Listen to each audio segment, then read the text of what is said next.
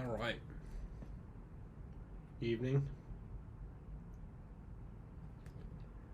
So let's continue work on the Vulcan man. First, let's take his head off. Uh,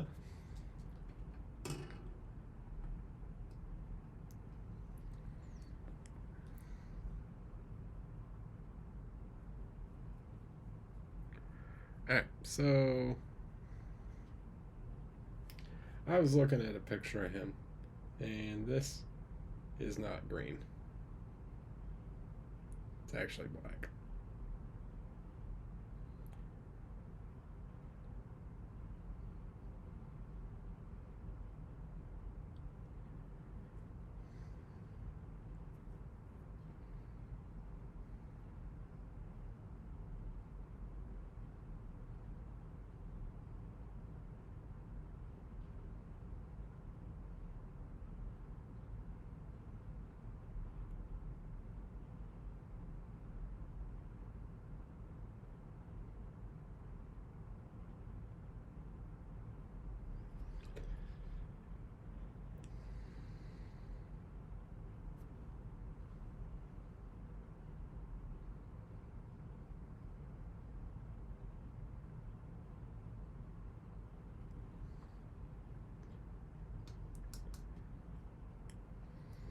What's going on, everyone?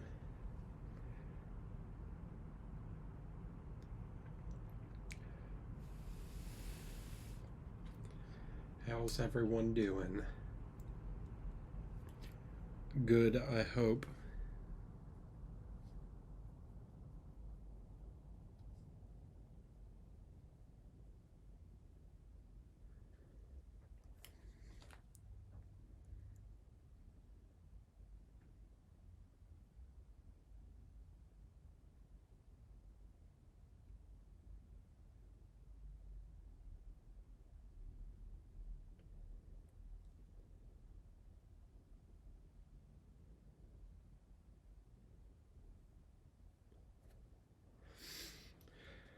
Hi, Mihao.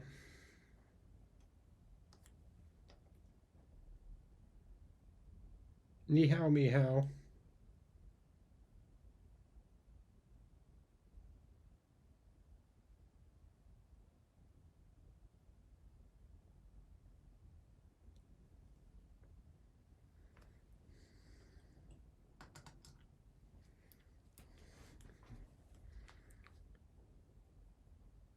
Hi, Mike.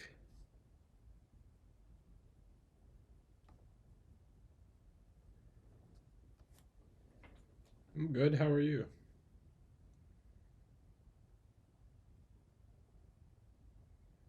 How's married life?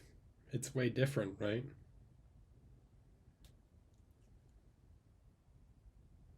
Not that I would know.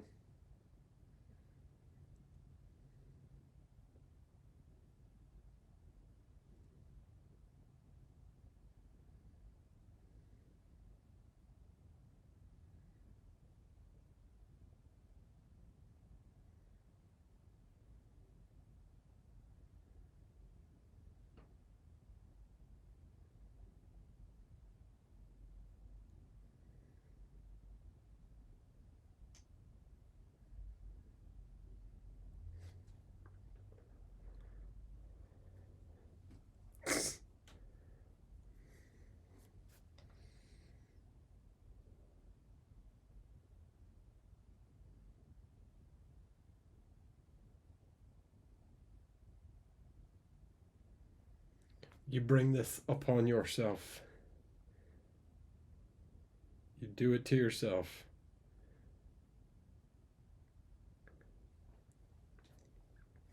You didn't have to paint a dragon. You didn't have to agree. I did. They look pretty good. I ordered some lights, and they will be in sometime this week. So I will put them in the new case tomorrow. I will say that I am so. For anyone who doesn't know, uh, ordered and went to IKEA, got a new display cabinet to put figures in downstairs, organize a little bit. There's because the Gambler's Chest is coming soon for Kingdom Death, and that's going to be a lot more figures. Well, I moved all my Kingdom Death figures that were in this Detolf right here that I've now put new older figures into.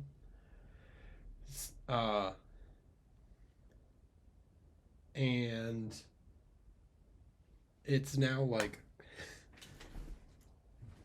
really empty. You want to see but this isn't the new case. This is my old case, right? So I moved all the Kingdom Death figures that were in this case downstairs into the new cabinet, and it looks really empty now. And I'm like, oh no, I thought I'd painted way more Kingdom Death figures than that.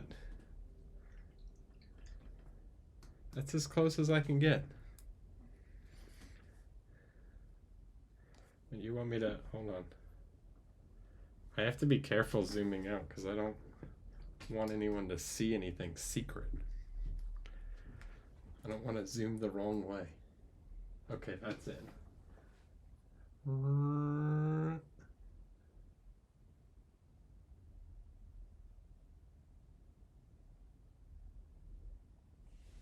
right, hold on. It'll fix in a second.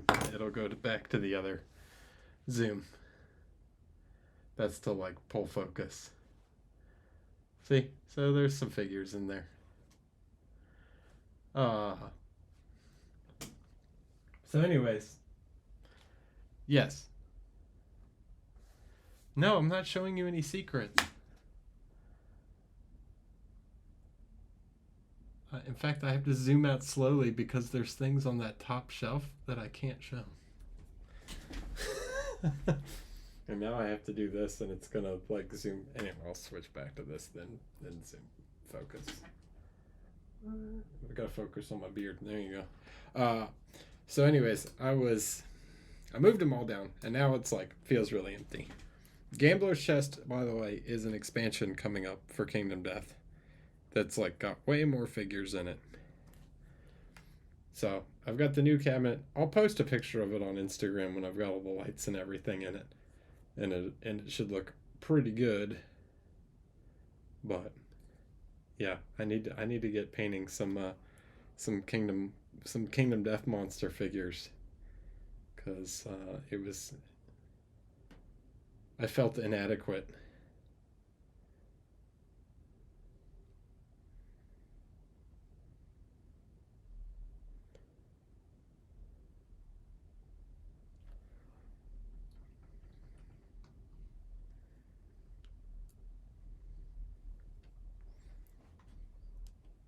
What do you mean you saw a Hera box? Oh, yeah, you probably did. Yeah, there's a new Hera figure. In fact, it's sitting like on my desk right there, and I'm not gonna show you.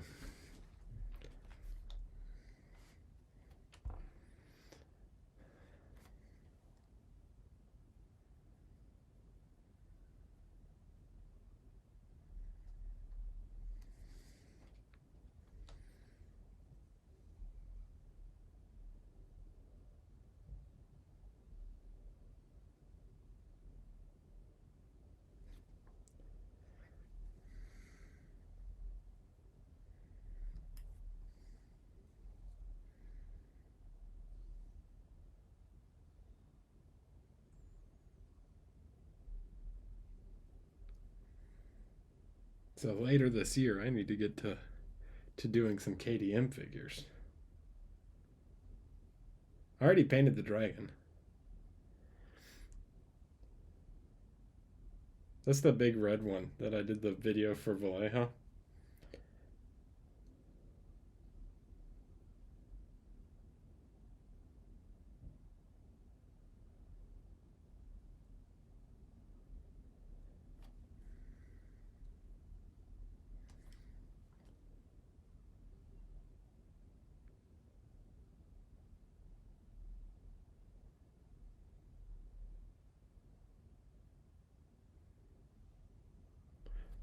But I have many, many, many more things to paint.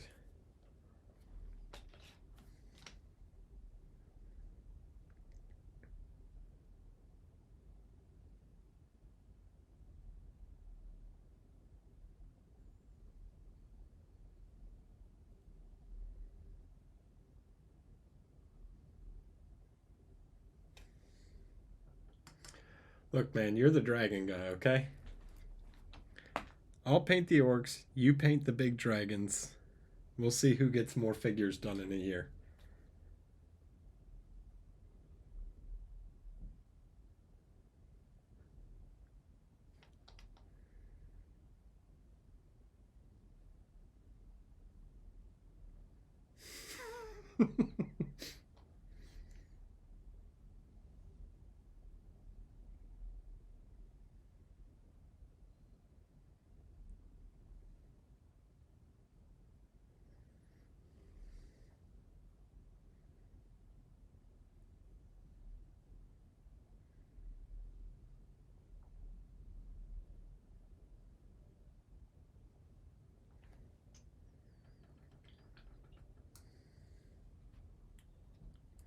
This guy, in terms of gaps, mold lines weren't great. Gaps were fine. He went together fine. There's like one piece on his base that I think I need to heat up and bend, but in terms of the figure actually going together, there was not really any warping or anything. Um, but mold lines, yeah, were not great. That could have been better.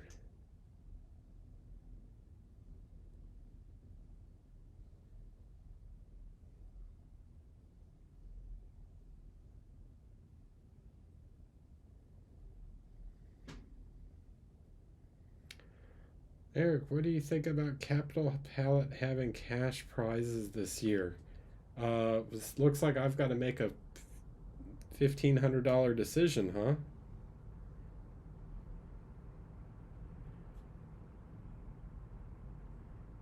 Um,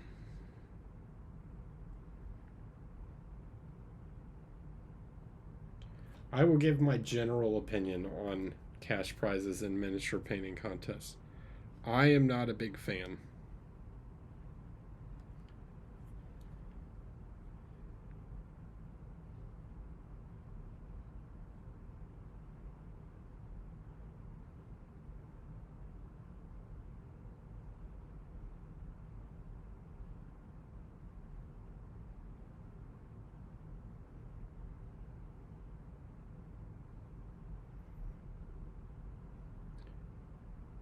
Uh, I don't know.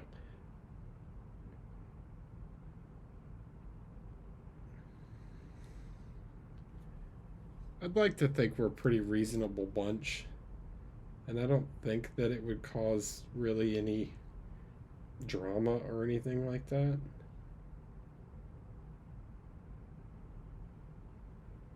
But when it's just for prestige, I feel like there might be less room for people to be salty or whatever. But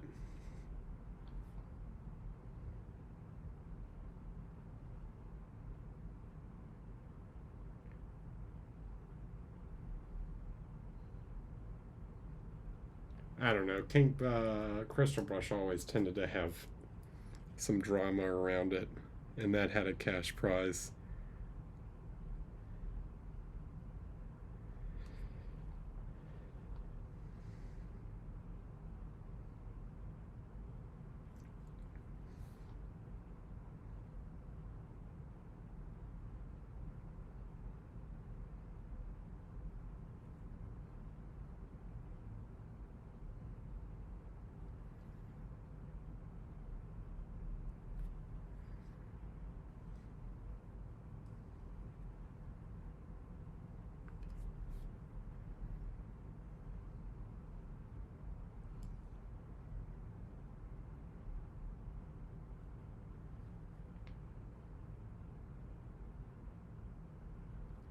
What I worry about is like if so let's say someone like Will, right? Will won like a whole bunch of categories last year. Um, and he was a judge. Now, he was a judge. He wasn't a judge in Masters, and he had literally nothing to do with the decision making of Masters, uh, like, at all, right? He had no idea how he placed going into the award ceremony. But I could see where people, if, say, Will judged, and he is judging again this year. So it's like, if Will won again this year and then got a big cash prize, and he was one of the judges of the lower categories, I can see how that could rub people the wrong way.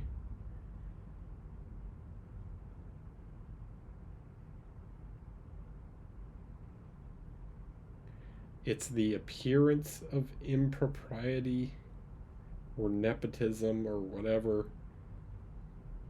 rather than, it actually being there.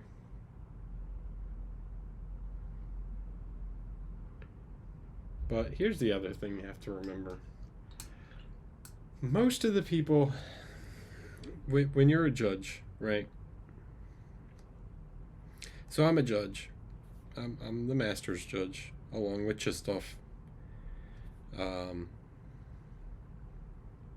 The people that enter Masters, I know 90% of them, right?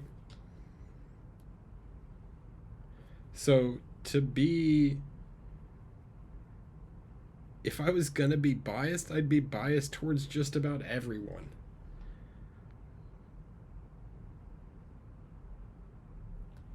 Like, for example, this year I'm going to be one of the judges at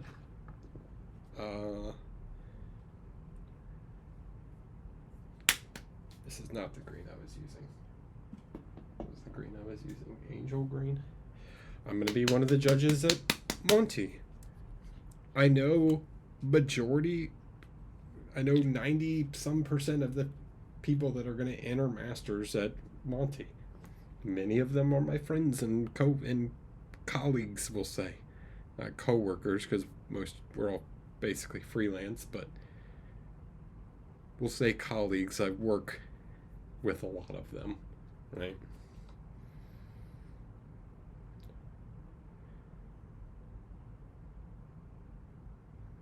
I know many of their and blind judging is basically impossible.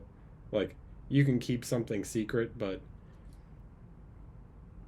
like not show it to the judges, but I can pick out most people's stuff. Like, if Mihao brought some figures to Nova, I would be able to tell which figures were his. Right?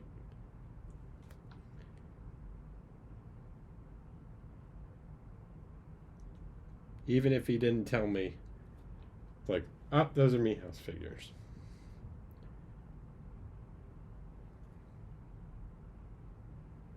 So it's pretty impossible to stay anonymous. It's pretty impossible to not have to judge your friends.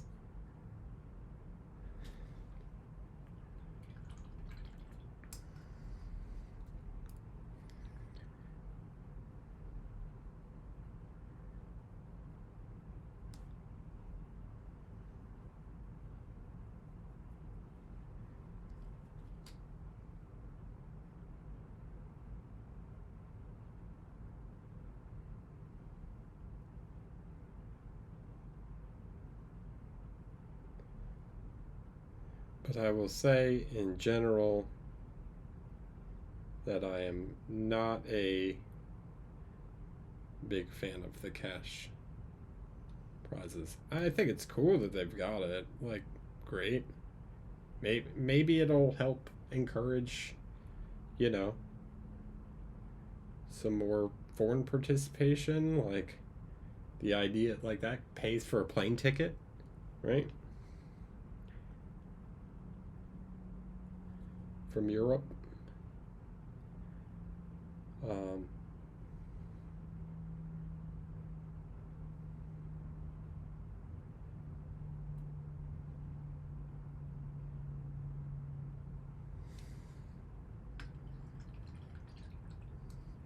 Yeah, I don't remember how much the ReaperCon top prizes are.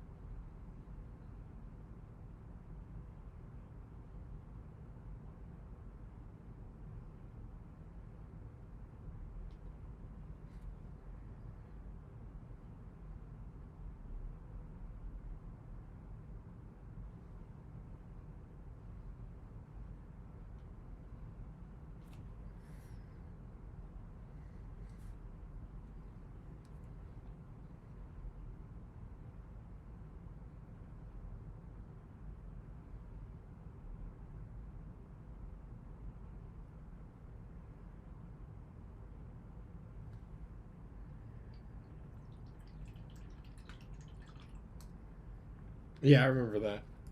Because Steve and I were like, who's going to get top three? Like, we're both sitting there. And then he gets in, he's like, man, I wanted a trophy. I don't think Steve really cares about the money. He wants the award.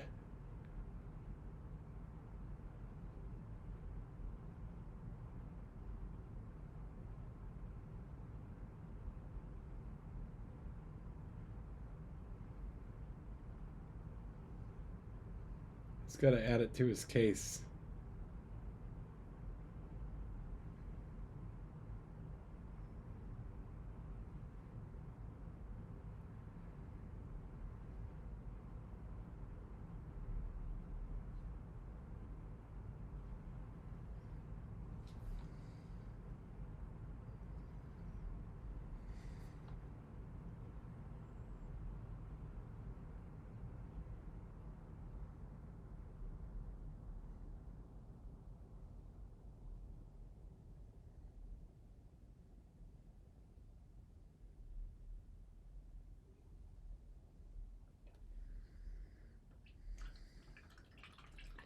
Well, you get the so even if so ReaperCon they give you medals, right? So that's the ReaperCon. Oh, here. That's the ReaperCon medal. So you get one of these, and he got one of these too, obviously. But that's for the individual, like gold, silver, bronze. He did not get an additional trophy for getting one of the best of shows, which is, I think, what he was hoping.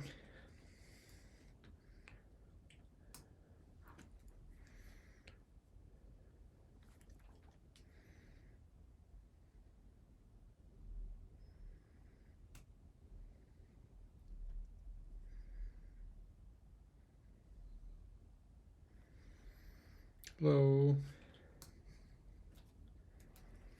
Okay. So I think that's the green. We could do a little more work on the fingers, but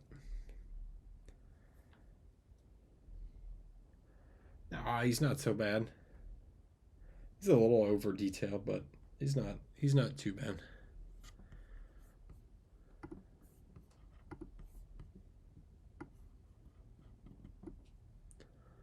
All right, let's see what kind of things we got going on him. So, oh, I forgot to do this leg.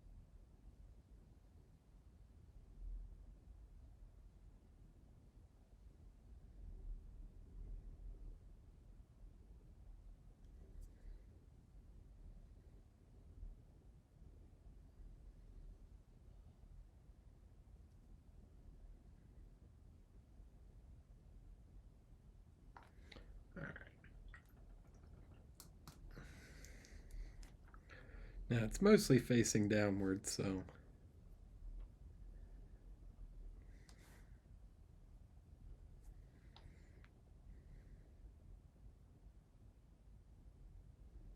we just have a majority of it's covered in the gold.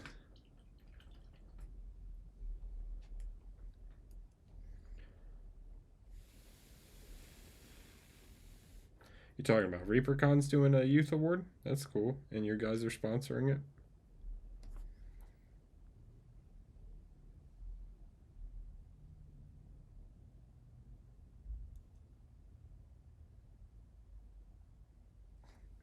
Contrast in Poland has the best youth division. Theirs was crazy, man.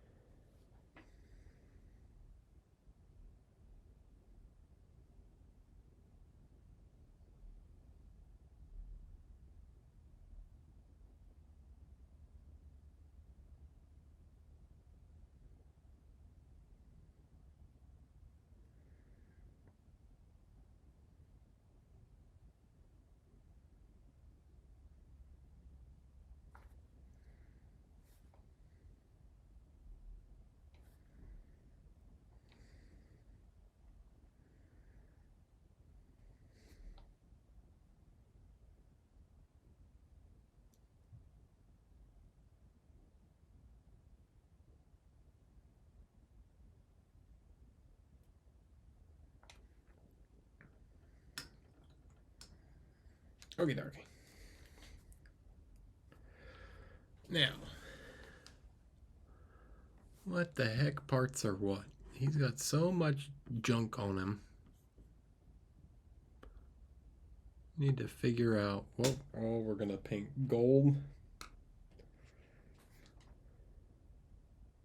So I think what I'm gonna do is I'm gonna come in with some of this brown and a little bit of the black and just start outlining a few things.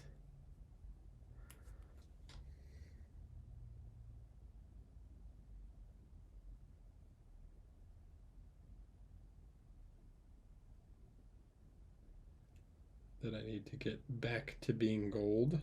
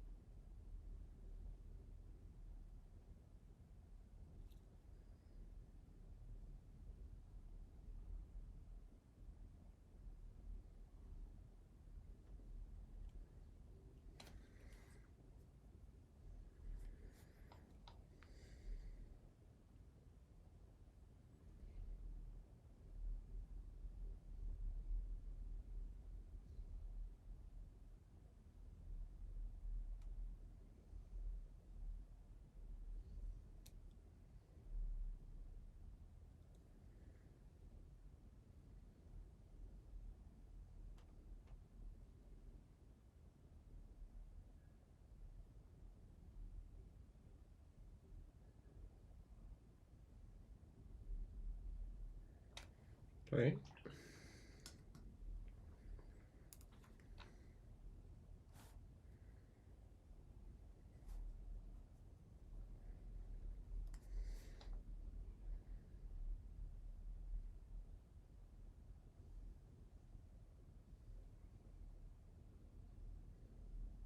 I don't have to be perfect here because it's going to get covered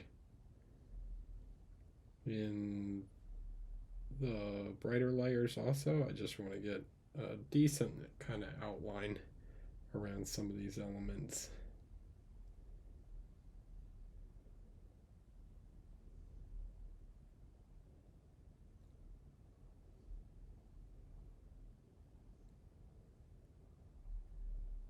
Mainly for my own vision's sake.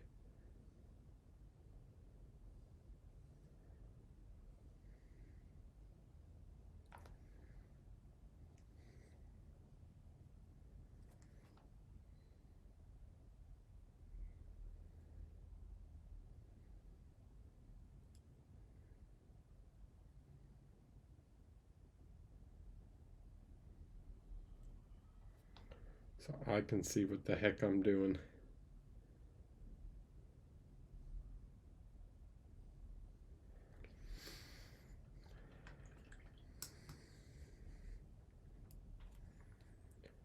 See ya.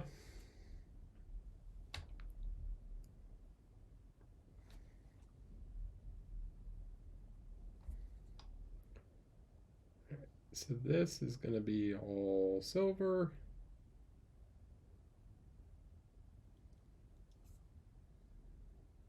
Just like tube.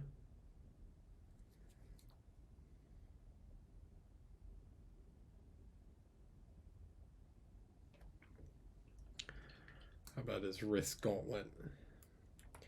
Looks like it has scales. The question is, do I want to do them as actual scales or do I want to do them as just gold and then leave just things like this and like his actual cape and do these as, I think like here I'm going to do these as gold and gold so it's not like actual scales. The garden, hello. And I will do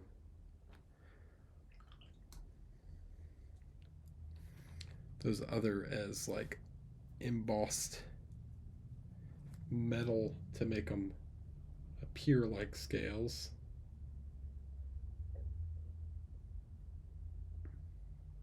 But more of just like a motif to the armor.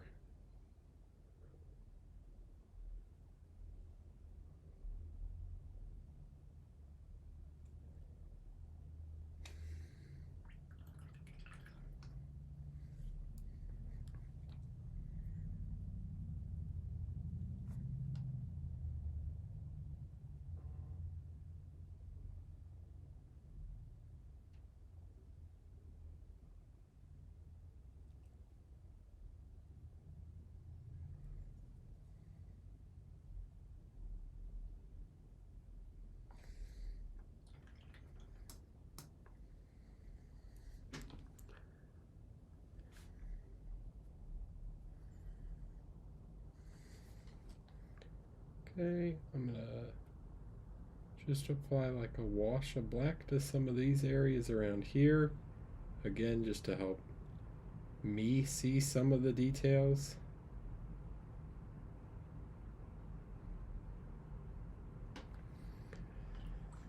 Okay, cool.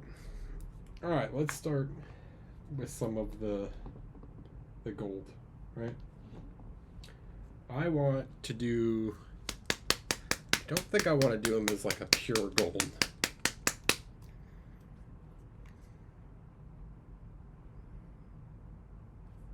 Hey, give me some of this paint.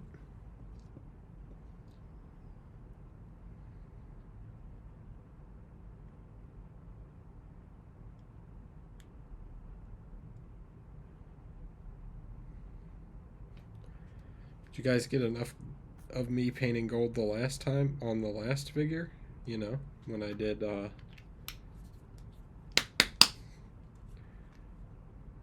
Achilles? Well, guess what? We're back with some more.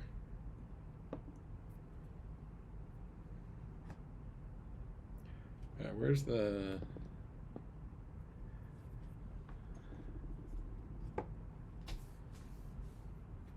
This.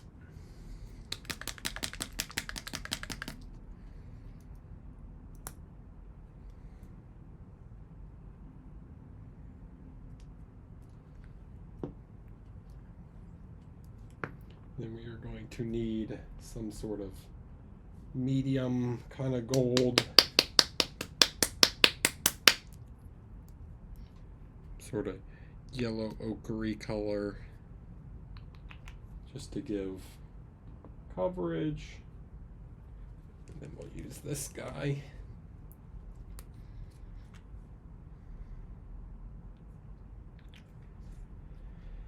Hi, Mo's Magic. Hello.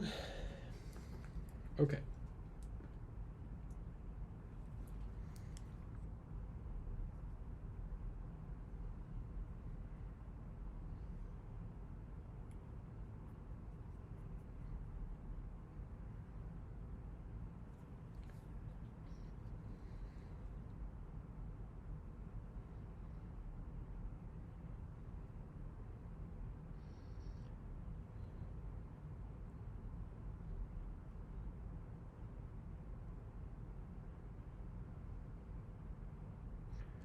So a lot of this gold, though, is just going to come down to edge highlights because of how tiny it is.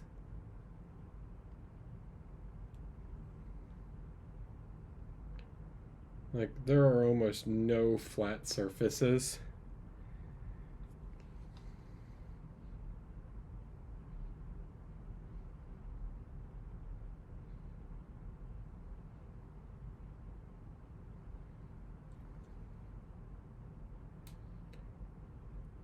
So to create a convincing NMM gold on here is really going to just be all about like edge highlighting well. Now there are some flat areas like on his shins, but even those are like mostly just crazy embossed shapes. Some of it I don't even know what the heck I'm looking at. It's just got like weird symbols and stuff.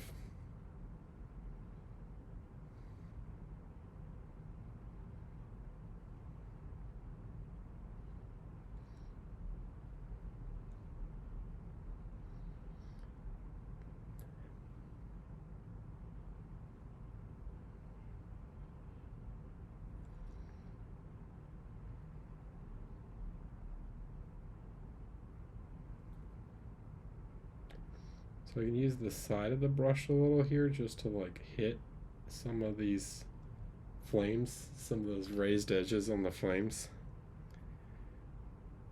which should just help me see those a little better.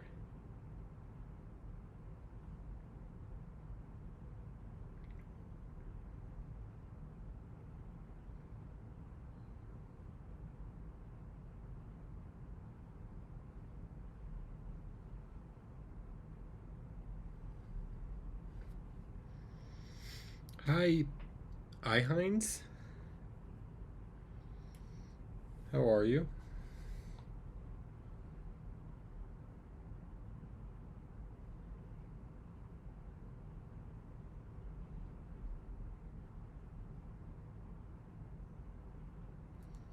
Okay, so something like that. We start to get the shapes.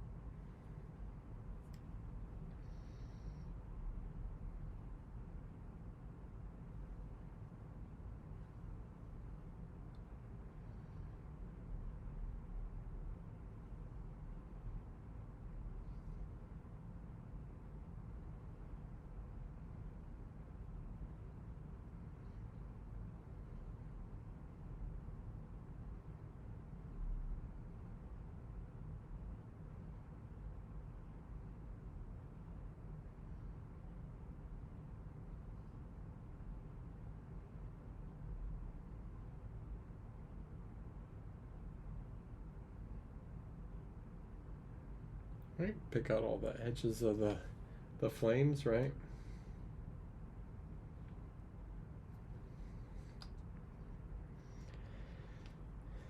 Thanks. All right, now we can take this, we'll mix a little bit of the gold into that guy. So you get a nice warmer color from the two.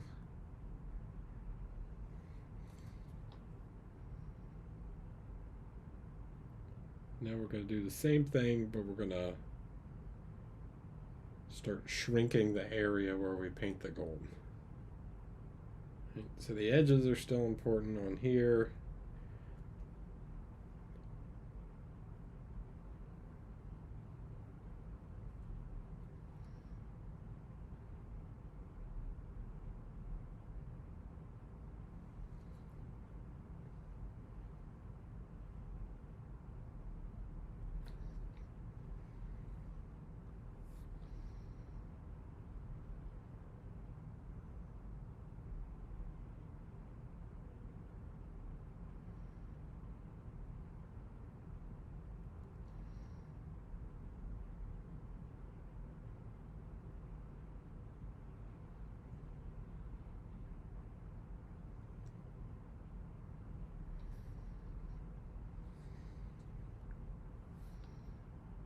Oh.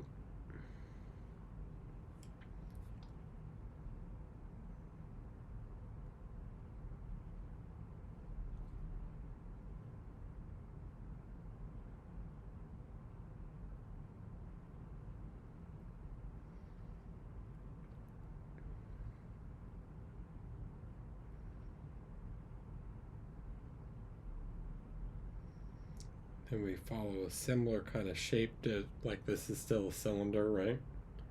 Or it's a flared cylinder, so it's somewhere between a cone and a cylinder. Then we just start picking out some of the flames.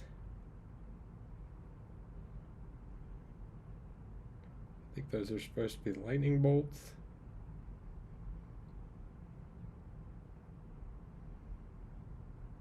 Pick out the scales a little more.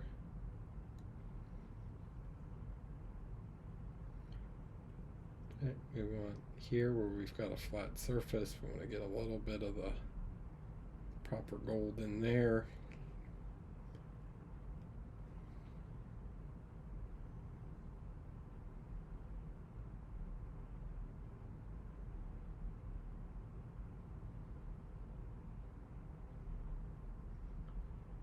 Right, so you can start to see already it's, you know, getting that kind of metallic feeling. The NMM doesn't have to be super complicated, right? These are really small surfaces. It's more about just getting the light in the right spot and the correct amount of contrast, and you can achieve the effect without sitting here and trying to, you know, do perfect tiny little blends on all of these itty bitty surfaces.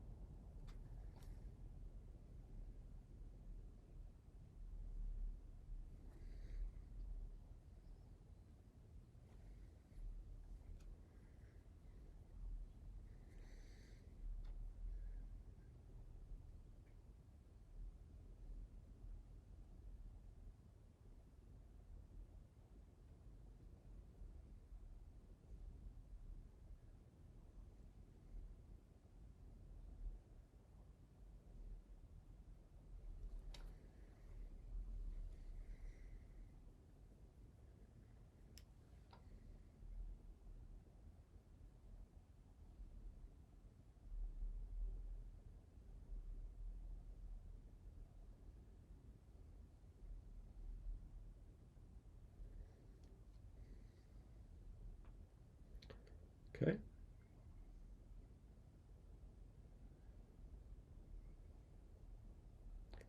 Then we want to follow the curves of the flames so that when you're looking this way, right, this inside curve here, so if this is the curve,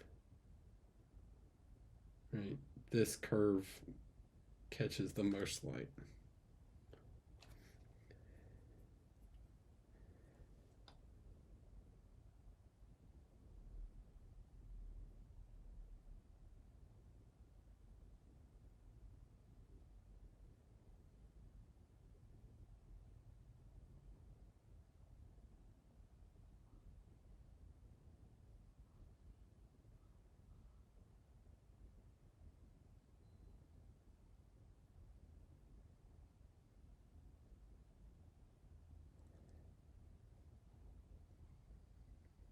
Right?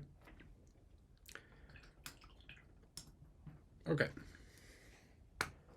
Glasses time. So I can see a little better. Okay, now we're going to just take some of that and add some of the yellow to it.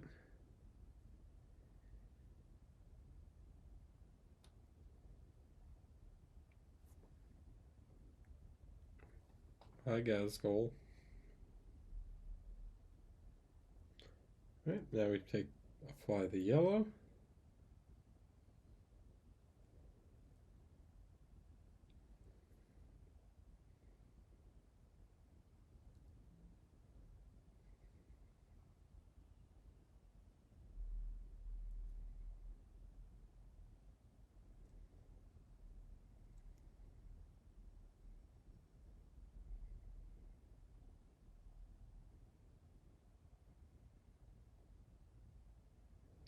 See, so we don't have to do this whole edge. This part would catch light, and then this over here catch a lot of light.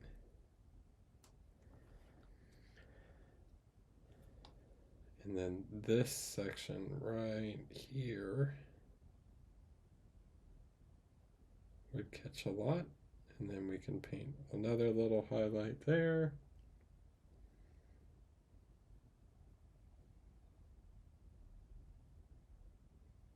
You can see as we start to add more and more layers, it's going to start to look more gold, right? More contrast we have, the better.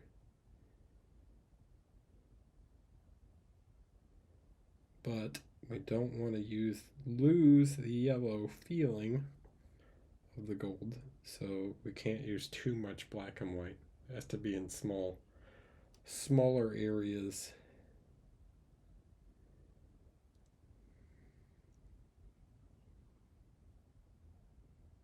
I have no idea if that piece is supposed to be gold or not. I'm just going to do it gold.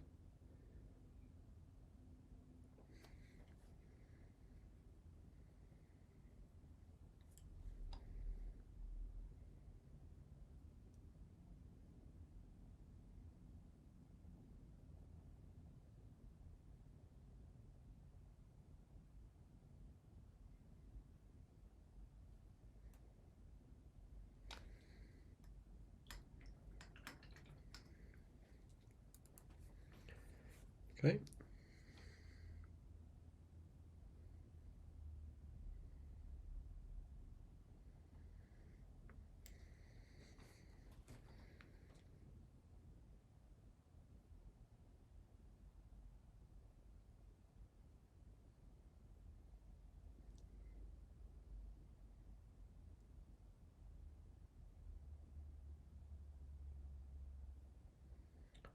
At that top edge.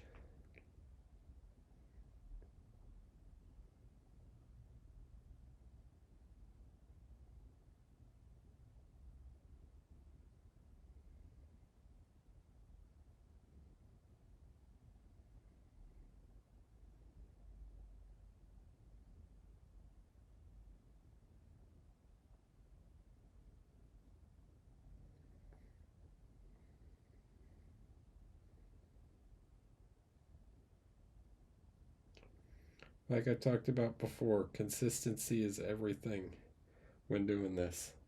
On every one of these arcs, right? I want the light to be in the same place.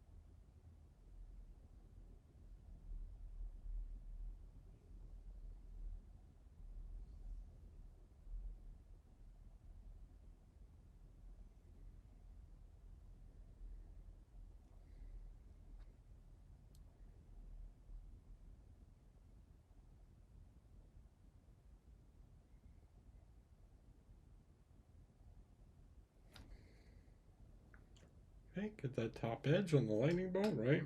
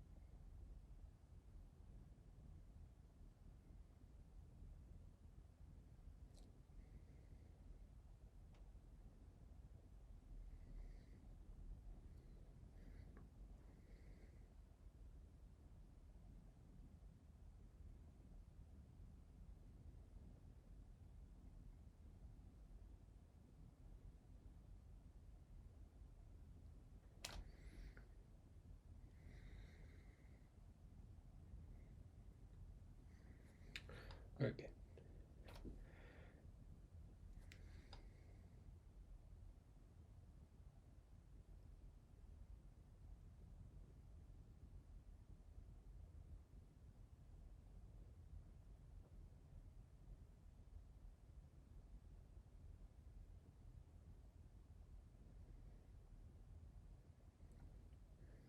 Get all these little scales.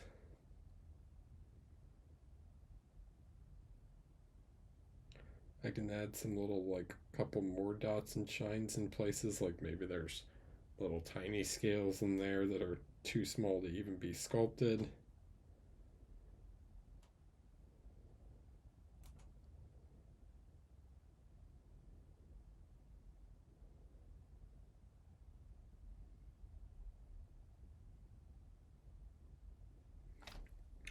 Sculpt with paint.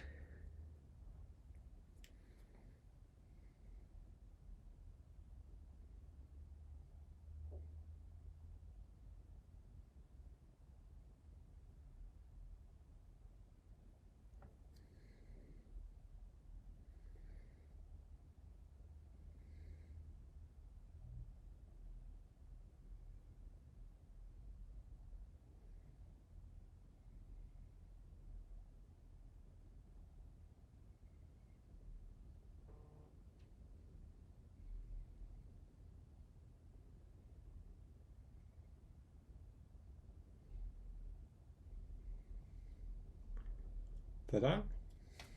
Okay. One more. A little bit back here.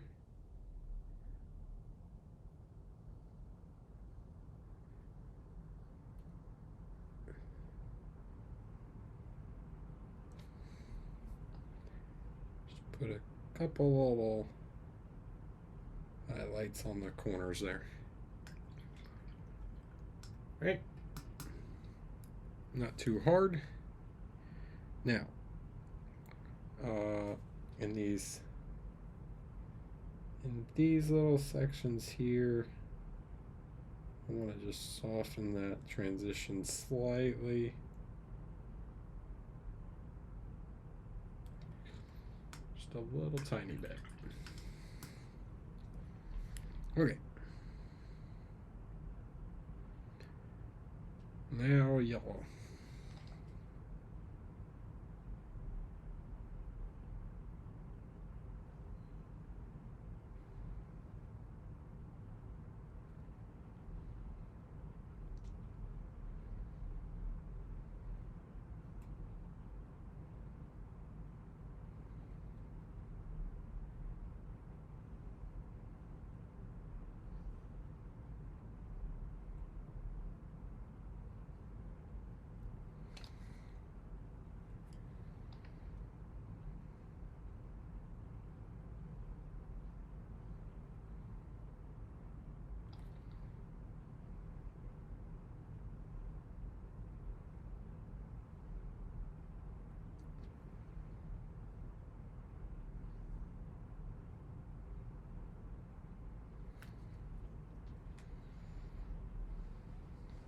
I don't know how much you guys can see the difference between that yellow and the previous layer, but it's there.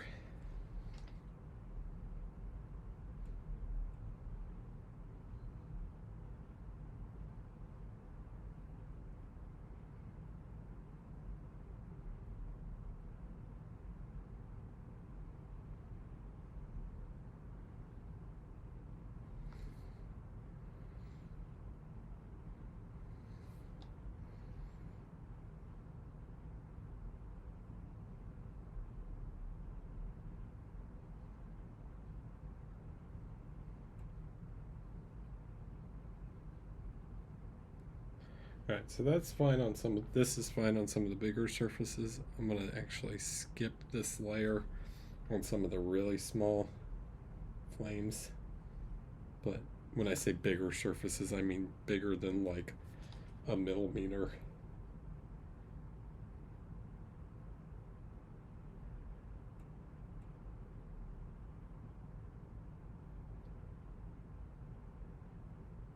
Like some of these longer edges. Because on the scales and little flame wicks, the difference between this and the next layer I'm going to do is going to be too subtle and small to even be able to see this layer. So I just need to get the larger sections with this.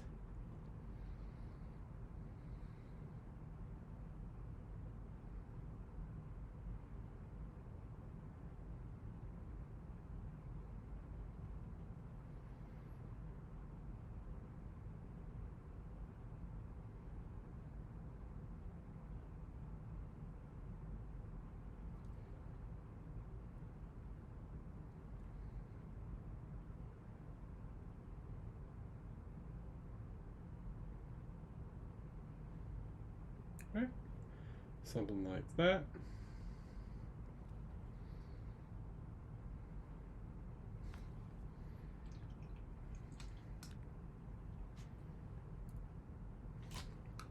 And then we will take some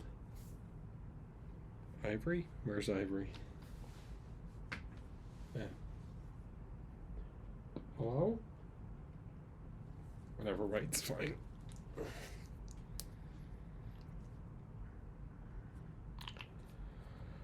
We take some white.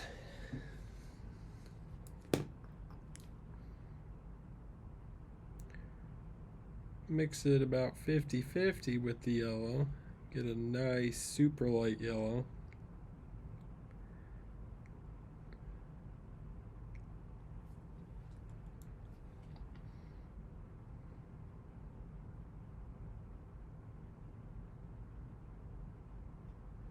And for this guy, we'll just go around. Now I don't want to do the entire edge because I don't want to make it look white. Just want to get some really bright sparks to a little bit of the armor.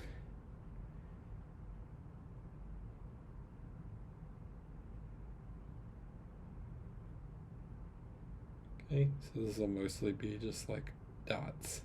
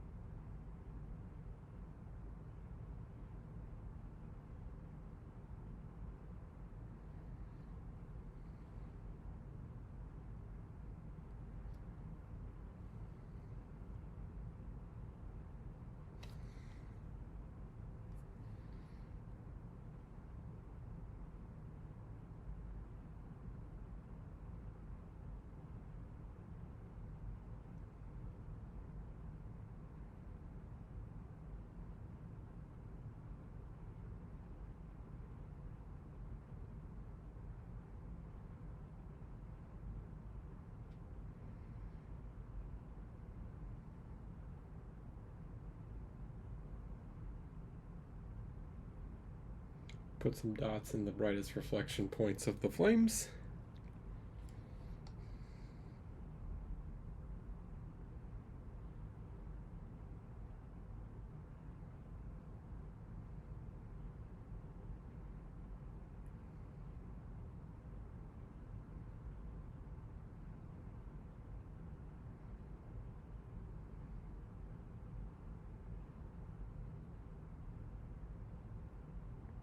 Put a dot on each scale in the top left.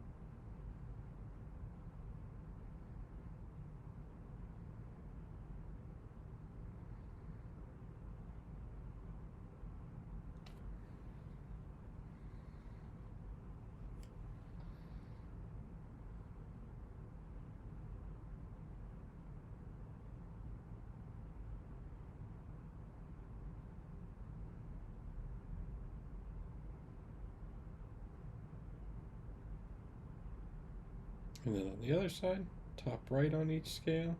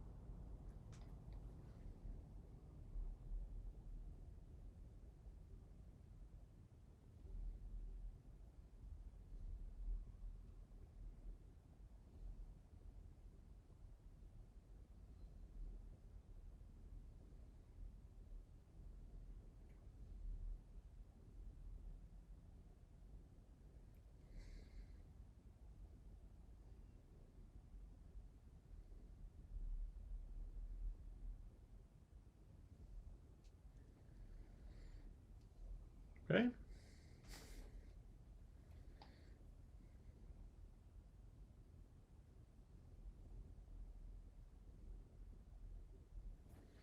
So you can see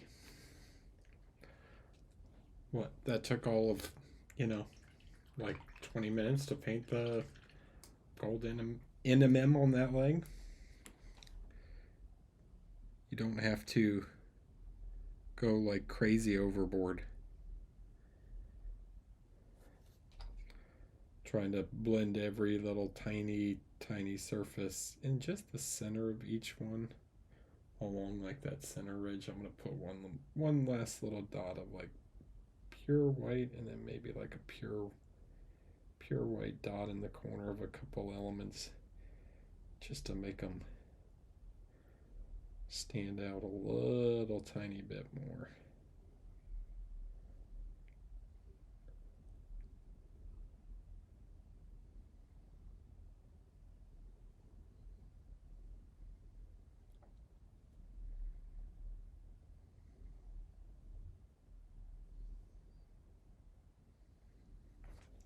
Okay, something like that.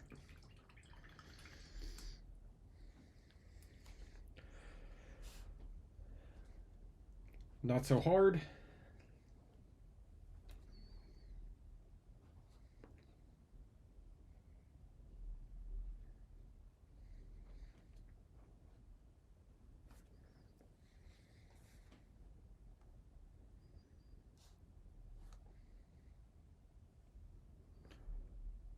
The problem is people overthink it, you know?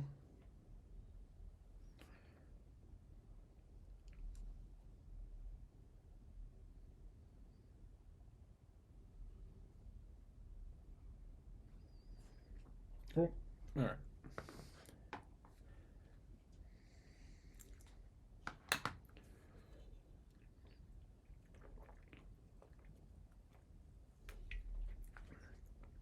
I will be right back.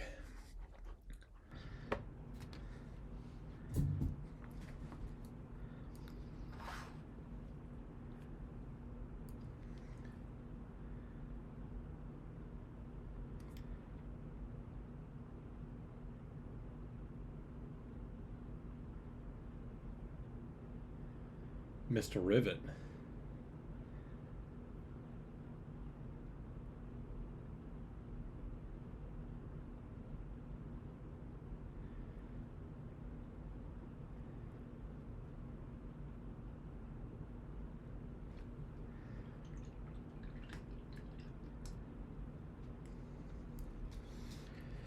Okie dokie.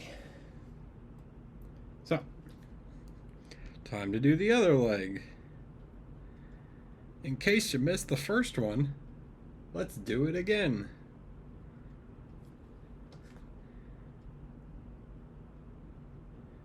Let's do it faster.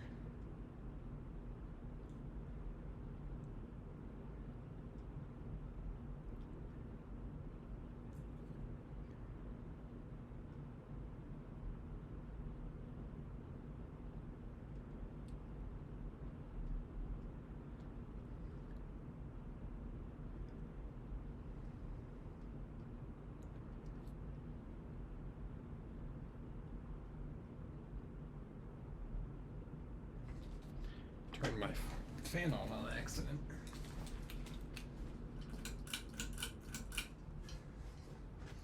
Don't want it drying out my paints crazy fast.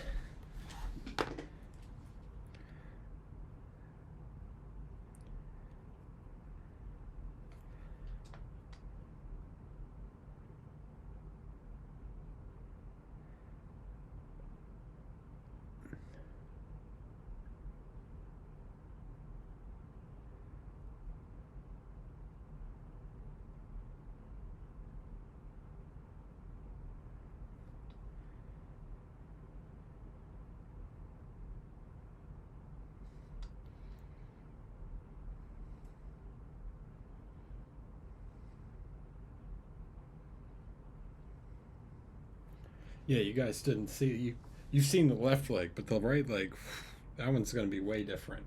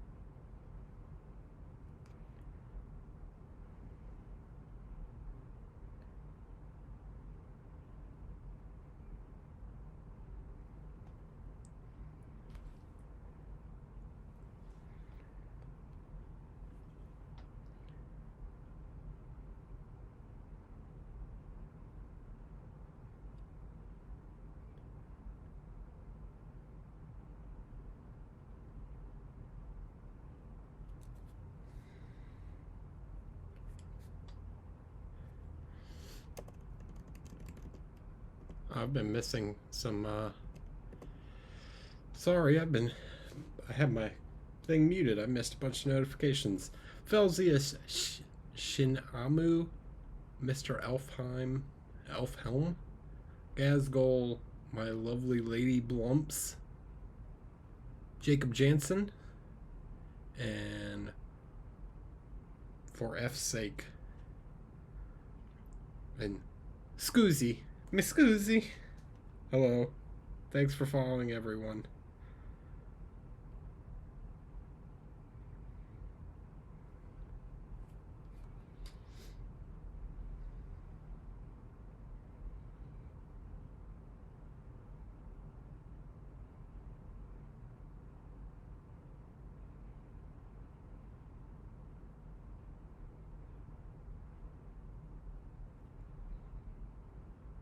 Wait, what about painting with the other hand?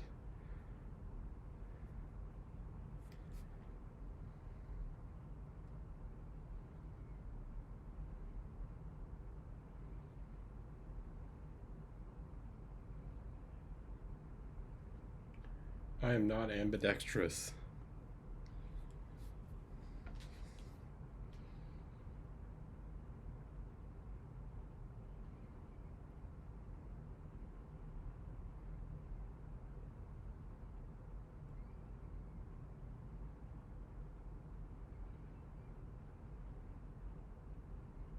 I'm not an ambi-turner.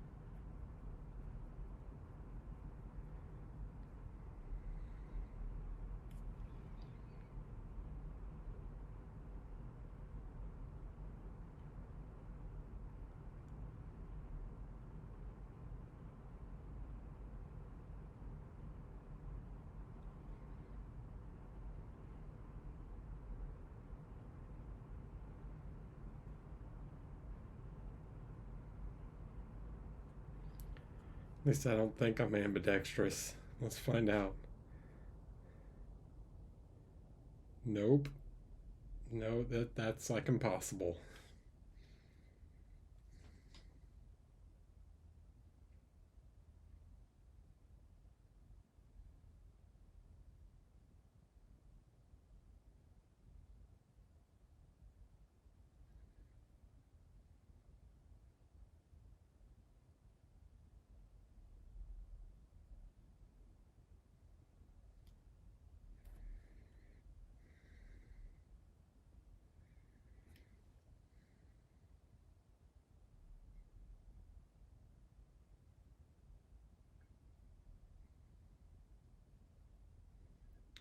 Yeah, I don't think so. I don't think a non-dominant hand paint challenge would go very well.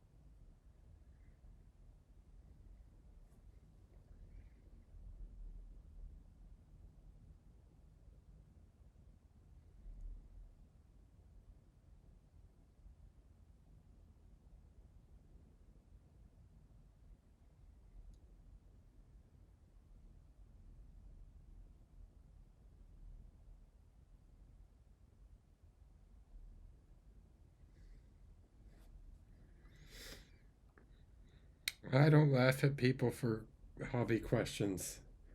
Ask away.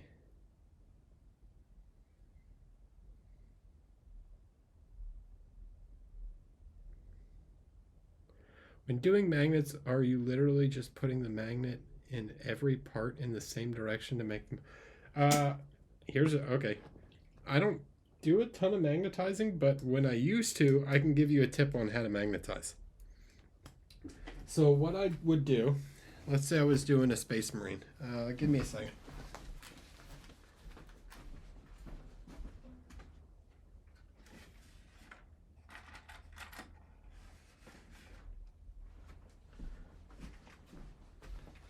I need an arm.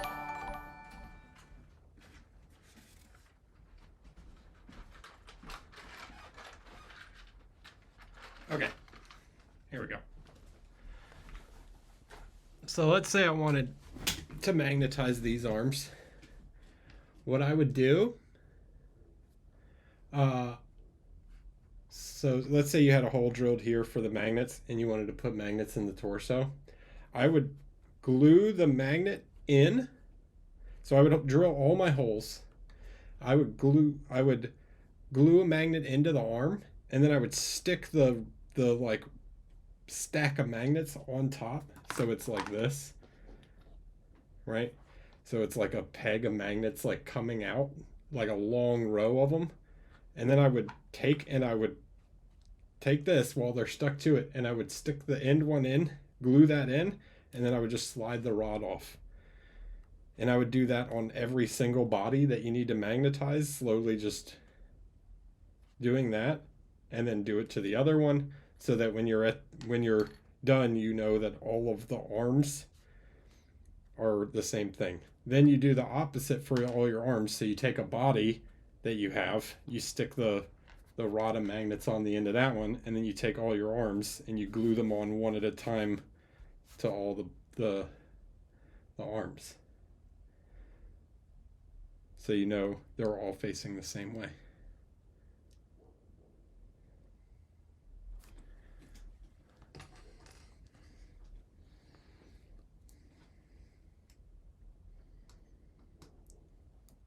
That's how I would do it. Thanks for the question and the follow, Goninan.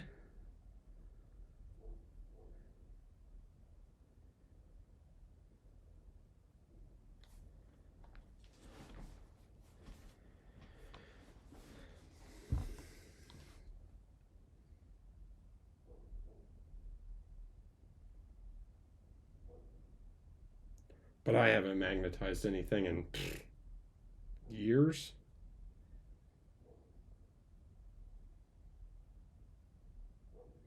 I don't really worry too much about, like, even if now on my gaming figures, I don't really worry about it because I'm not worried about like the meta changing and being able to swap out stuff. It's just like I just play with the figures that I paint, and I'm also very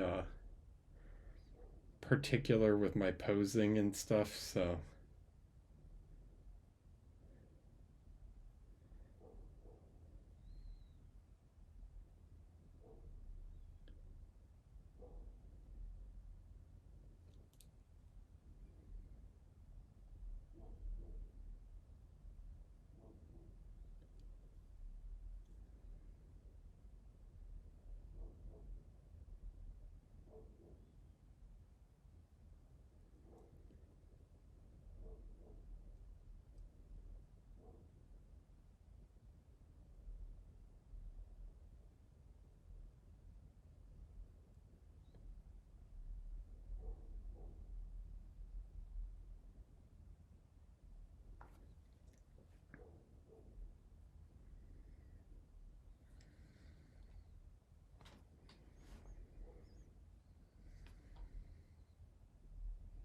I mean, I play Kill Team where you can swap guys, like you theoretically could swap guys' weapons out, but like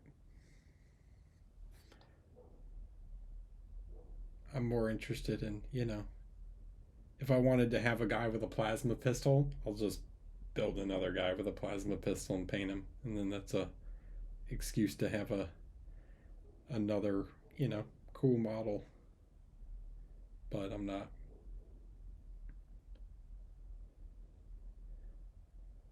not worried about the meta because I'm not playing in any tournaments or anything. So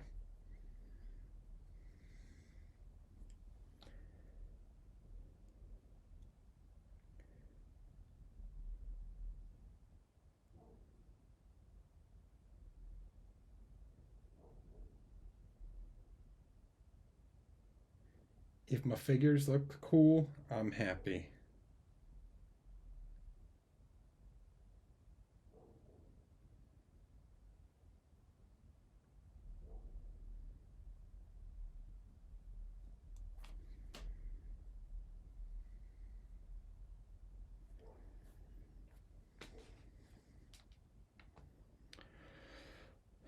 Do I do stretches? Uh, no. In fact, I've been having trouble with this finger on this hand. This one, like, been having a little issue in this joint right here. Um,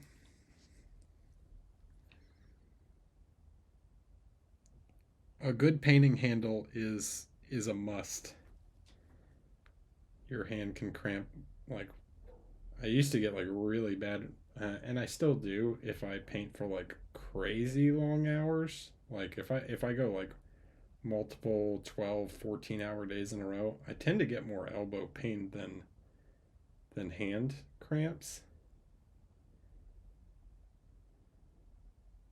And that's just from like the way I rest my elbows on the chair arms. It's like a lot of leaning on the chair.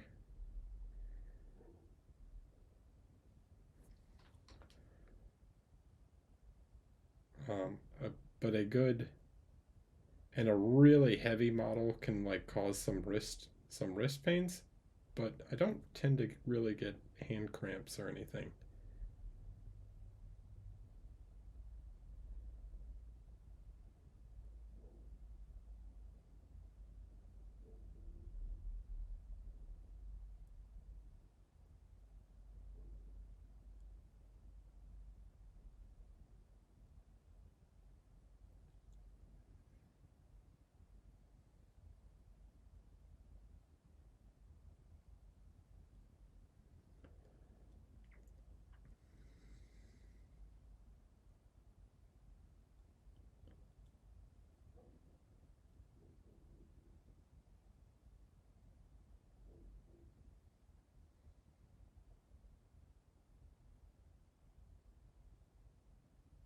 It's your painting hand that hurts, or the hand that holds the figure? Because if the two ever hurt, it's normally my if one of the two ever hurts, it's honestly normally the figure or the hand that holds the figure and not the other way around. I don't do a lot of I actually don't tend to do a lot of manipulation with this hand, other than like my brush stroke is kind of the same. Interesting. I tend to manipulate the figure more. I mean, you guys can see, like, I don't tend to like go like this to reposition the brush. It tends to be more like the brush is always kind of in the same position, and then I rotate the figure to where I need it to be.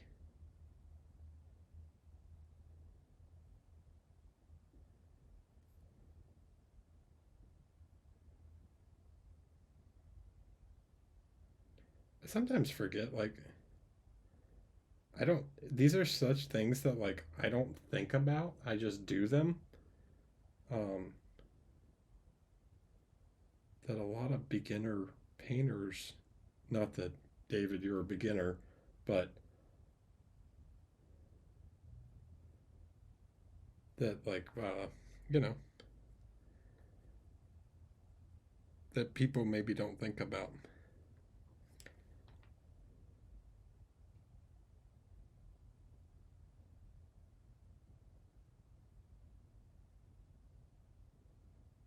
It's kind of just like subconscious stuff.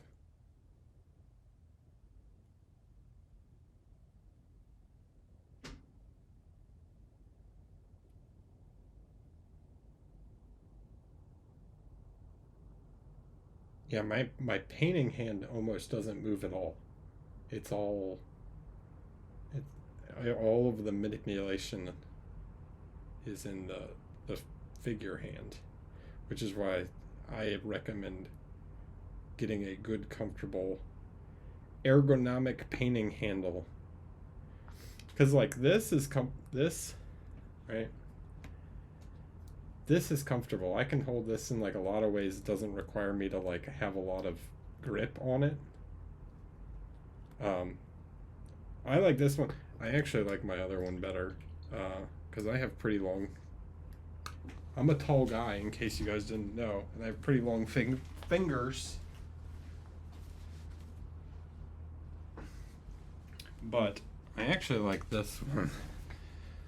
This one, it fits in my hand even better. It's like the size of. It's probably like the size of a water bottle.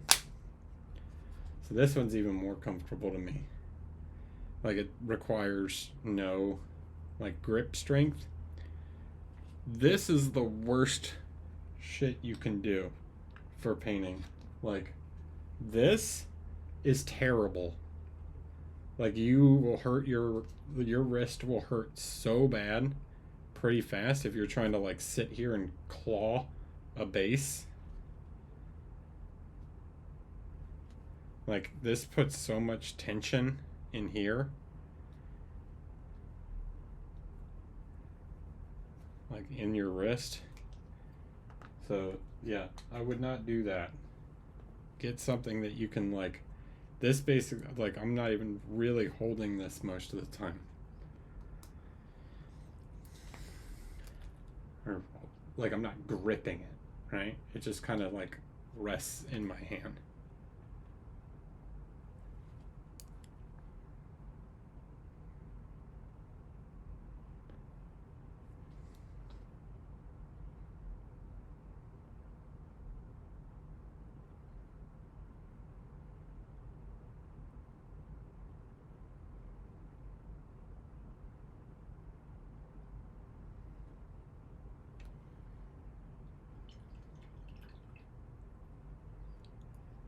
Oh, you're back.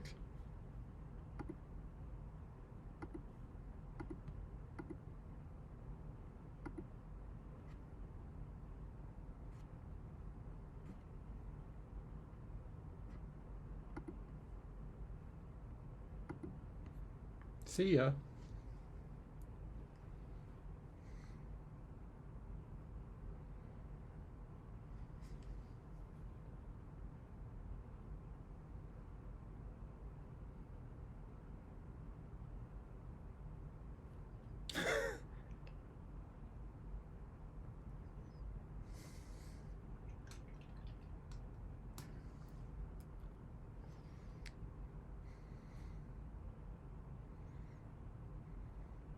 I got time for that.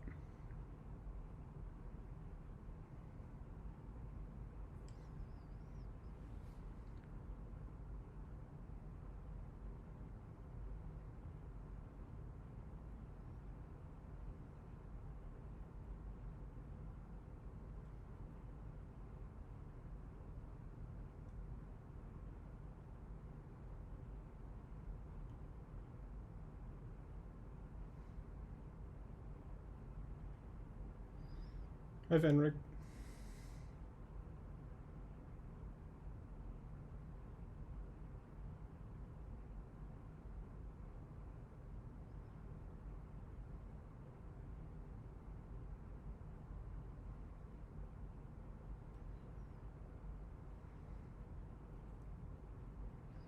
Thanks. So, yeah, but about the ergonomics of painting, just try and reduce movement and if you see yourself if you feel yourself like gripping like a lot, like just maybe rethink how you're holding your figures and stuff, because it'll just like kill your wrists.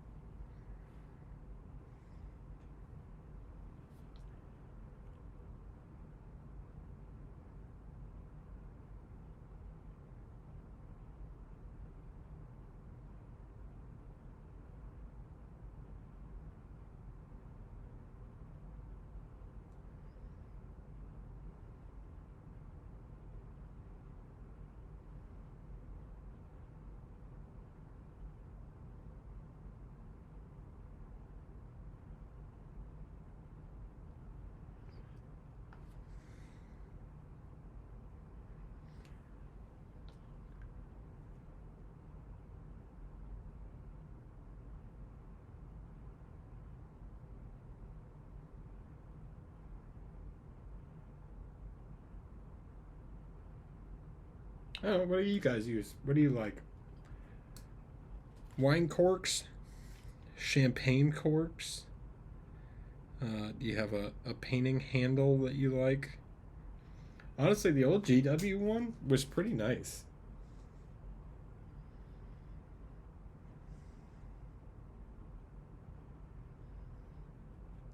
The like first one they did,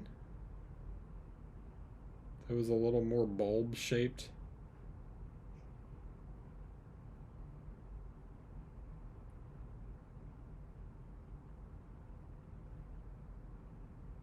Vice grips.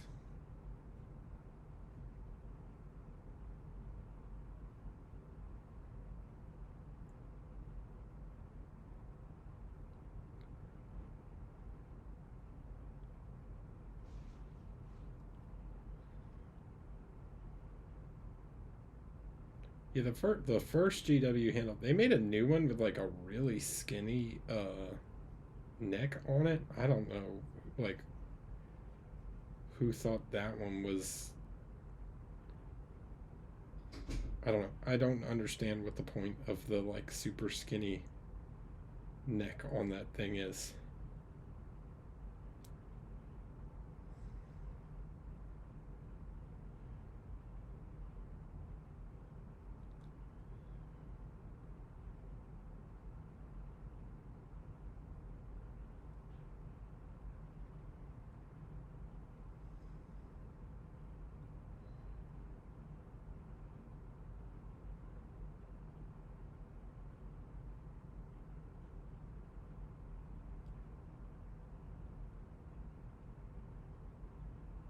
I, however, would be interested to understand, like, know why they chose that. Like, if they did any ergonomic research. I know the original one, they just kind of like went around and gave one to everyone in the studio and was like, "What do you think about this one?"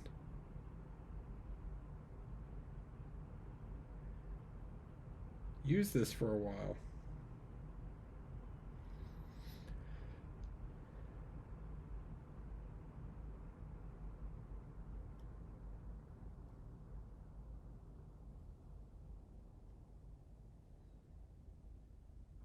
Yeah, but well, okay. So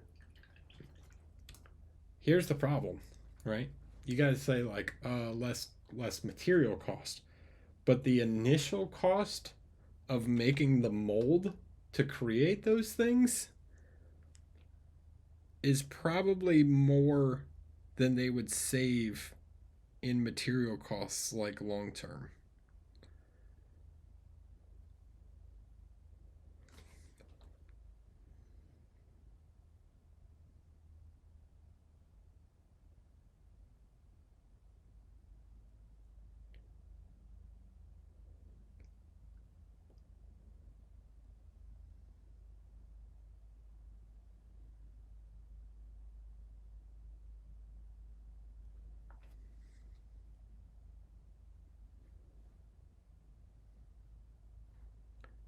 Yeah, it can be really expensive to get one of those, to get a mold made for that.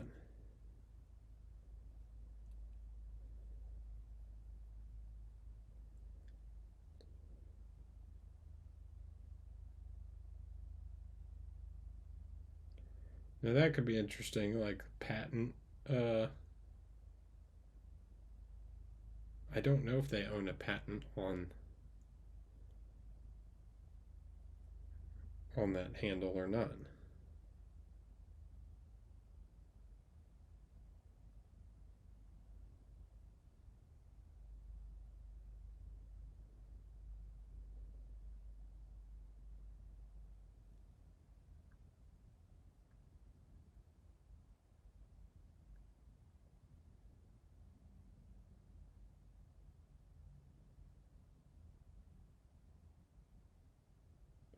Because what is it? Red grass. I have one sitting over there. I'll be honest. I like a lot of red grass products. I'm not a big fan of their painting handle. They have the one with like this spinny top.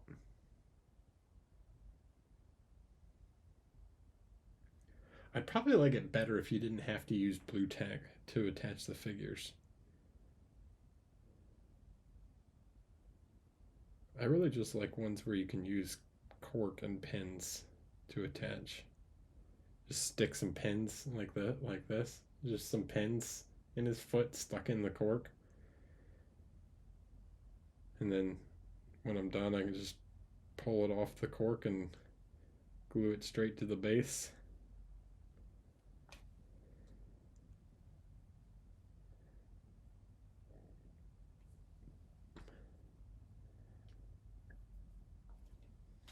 Hey, is that Jason?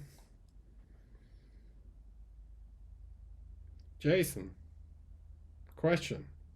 We're talking about ergonomics of miniature painting. What is your favorite method for holding miniatures?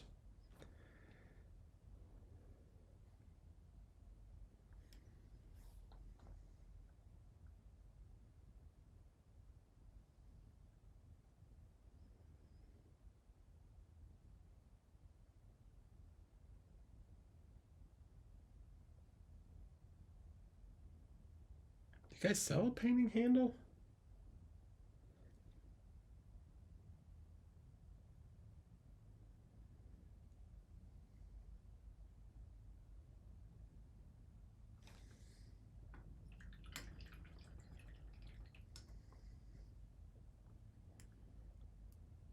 Hmm.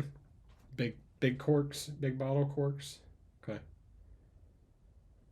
Like the really wide ones, the ones that are like.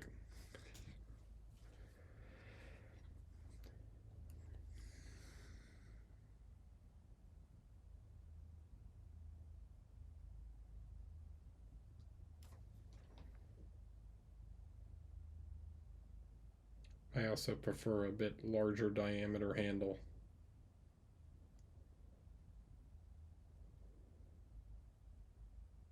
Oh, interesting. So you do them upside down, so it's like you like the taper at the top. So it's like when you're holding it, you hold it like that instead of like this. Hmm.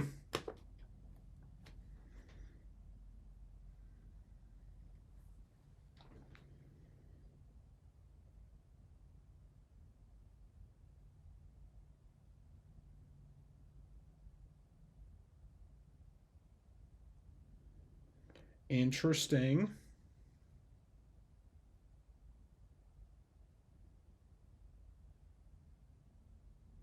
We were discussing like how to deal with wrist pain and stuff when you're doing long painting sessions. I was saying the worst thing you can possibly do is like just grip the base in a claw grip.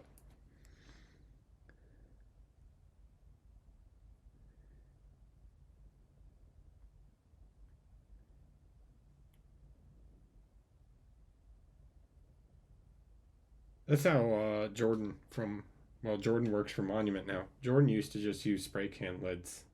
I don't know what he's using now, but he used to just double sided tape the figure to the top of a spray can lid.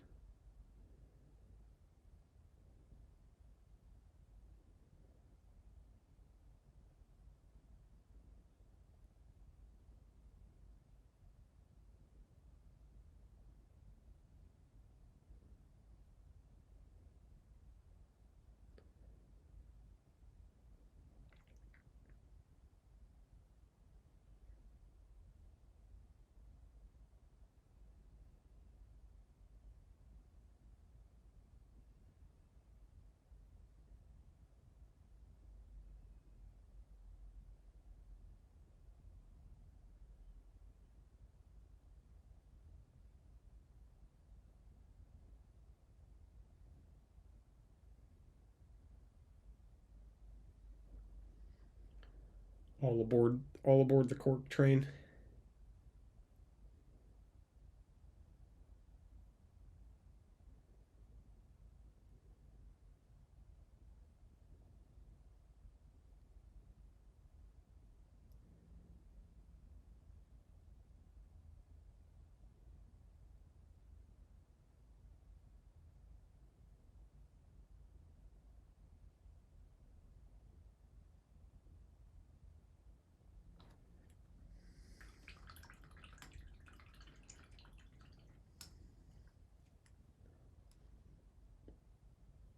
All right.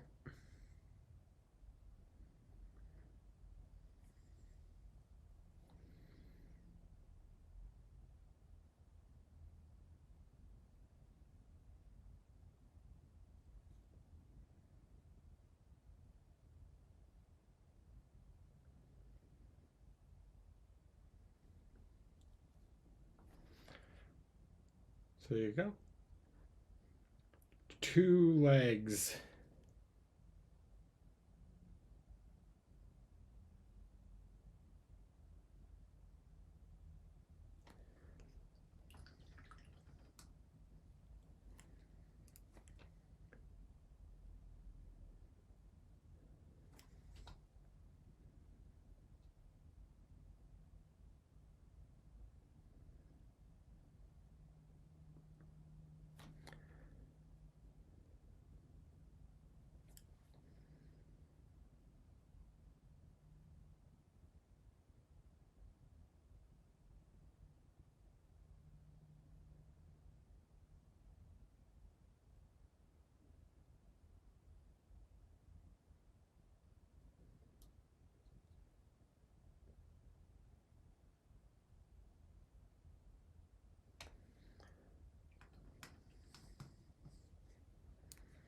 I got a little much right there.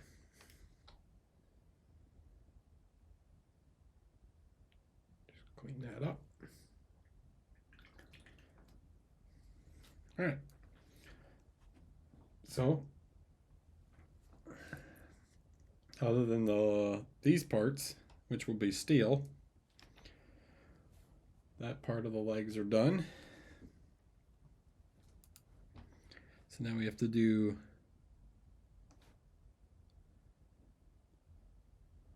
the lettering on his knee pad, which, can you guys even see it? It's very small.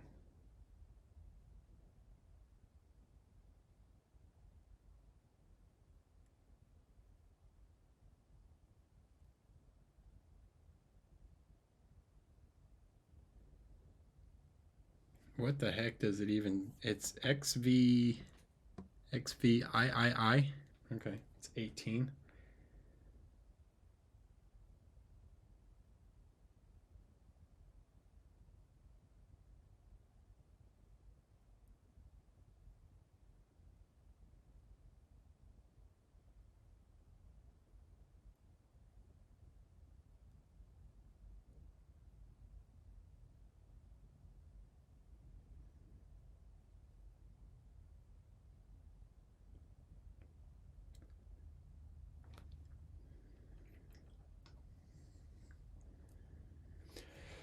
The 18th Legion.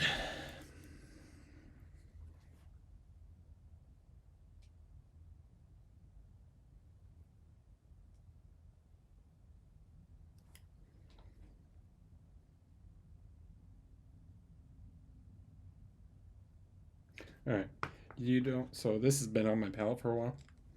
So I'm trying to fix it with some water, but it's not going great. So if it's too watery, it'll flow into the recesses. I don't want that. So get some new gray.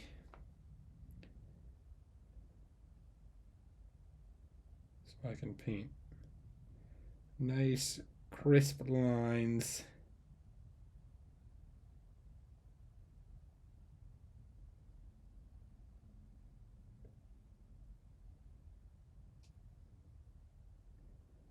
X.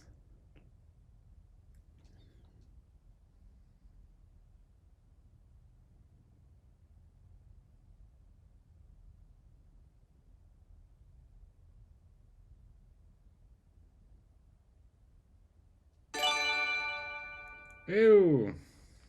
Thanks, man. Appreciate it. Thanks for the 10 gifted subs. You're awesome.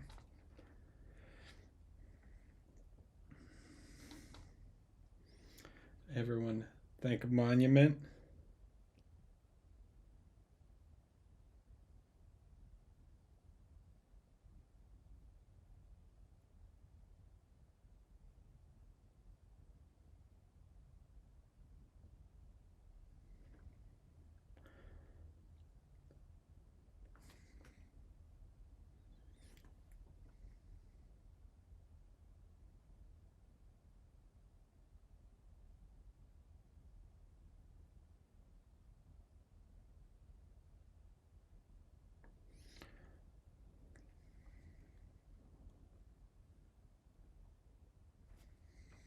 What's the next show you guys are at?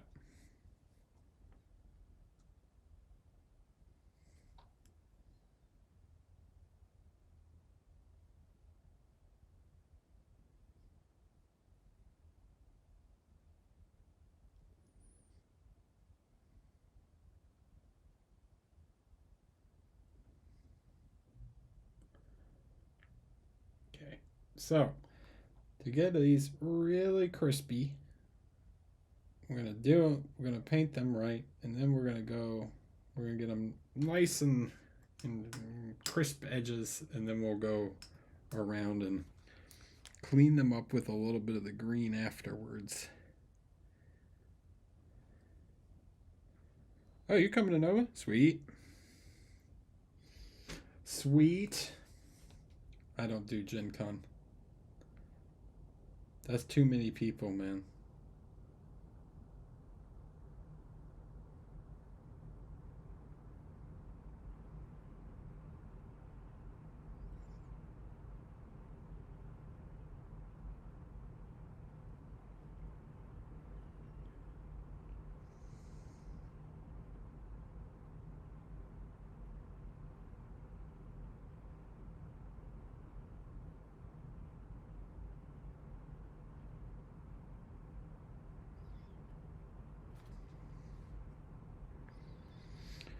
New York City Comic Con. Nice.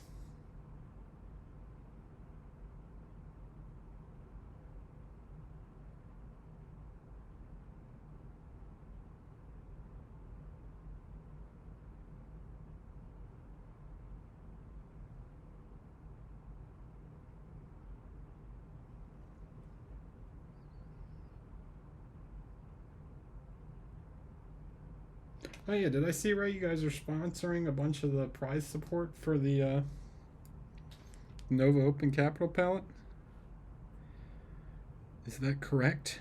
Is the gift cards and whatever else?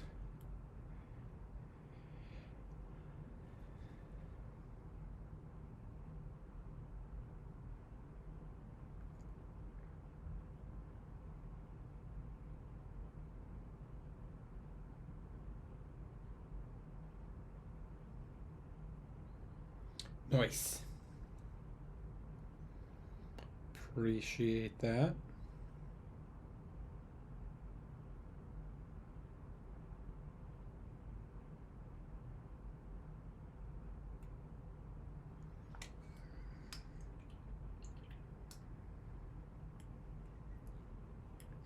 Well, if I find time, I will.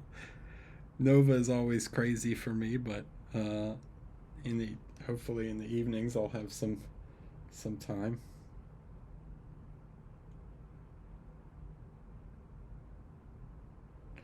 Every evening or every con is crazy for me though.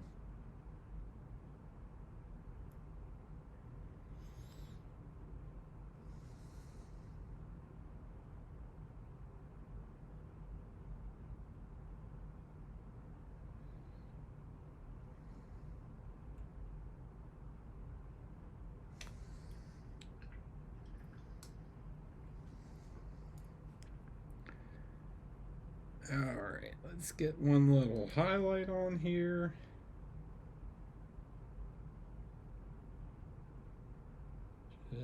Just clean that up. See, so we're painting the negative space to make those lines in between even thinner. And there you go.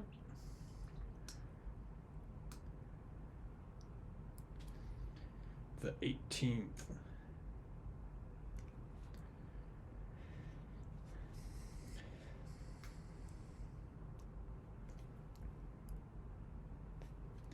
And I have no idea what he has on his stomach. Some kind of. Looks like it's.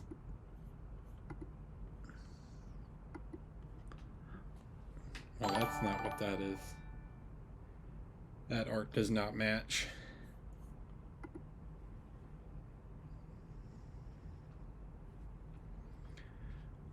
Benrick, thanks for following. Yeah, cool. All right. Next area What do we want to do?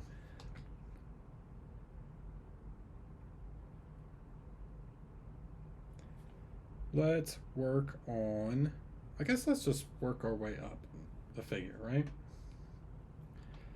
That makes the most sense.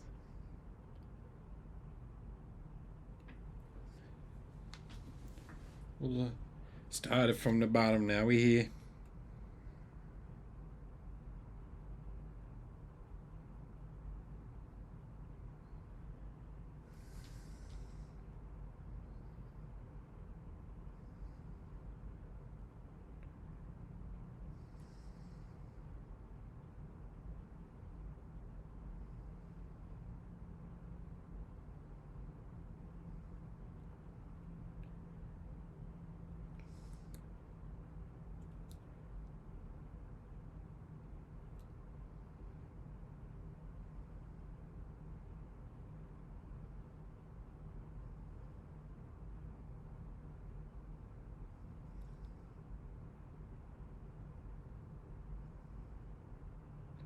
So I don't know. Maybe these are supposed to be like actual teeth. Um, but I think on some of these Forge World figures, they kind of go over. Well, I don't think they go overboard with the detail. Um, so as a way to simplify that, we can make more of certain areas, like less materials. So even though these are like teeth, I can make them more like gold ornamentation if I want to cut down on some of the noise.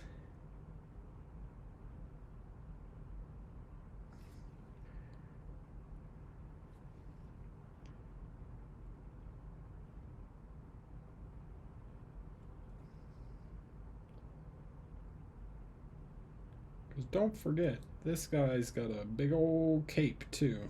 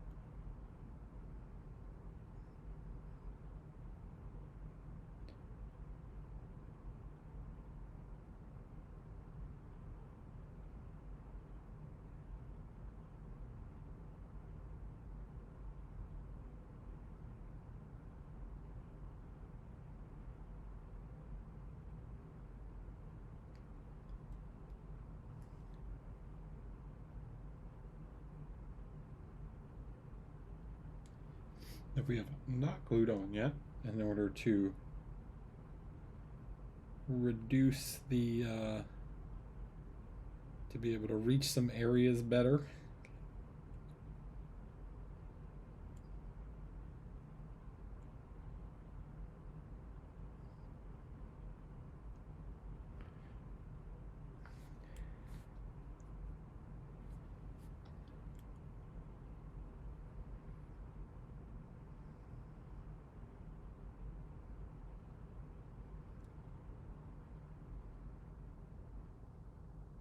Now this symbol I saw on the artwork is like black in the middle.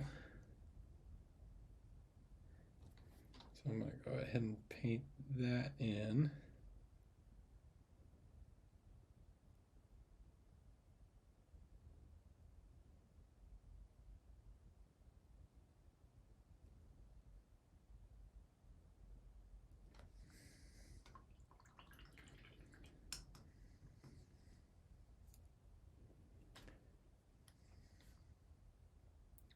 And while I'm thinking about it,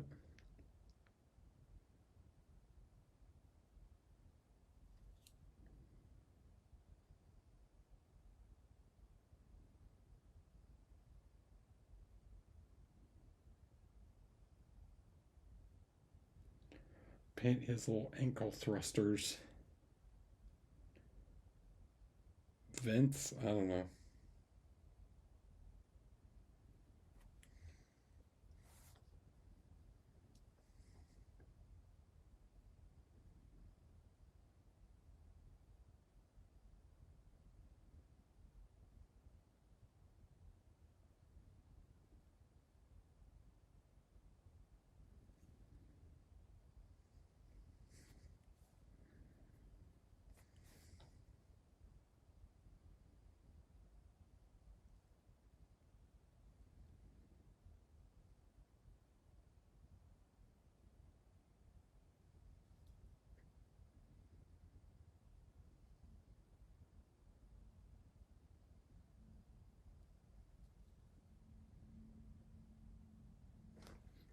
These are one of my, I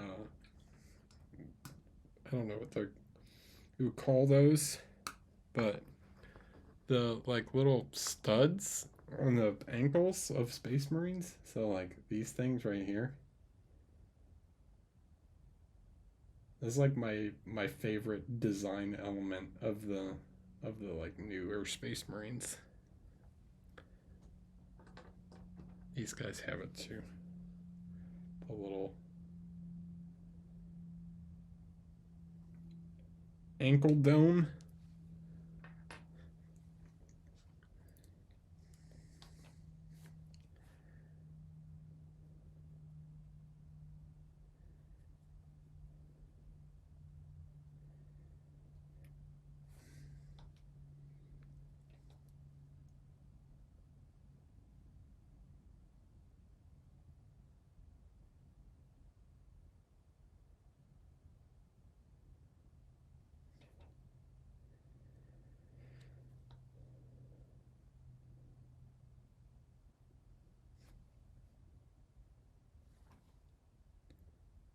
Yeah, yeah, dude. I'm totally doing a Phobos kill team. I got plans.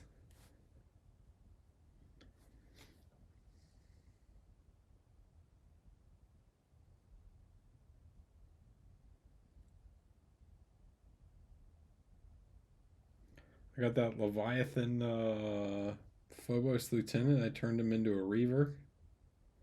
It's gonna be my Reaver sergeant. I think I'm gonna make him a Slice of the Emperor.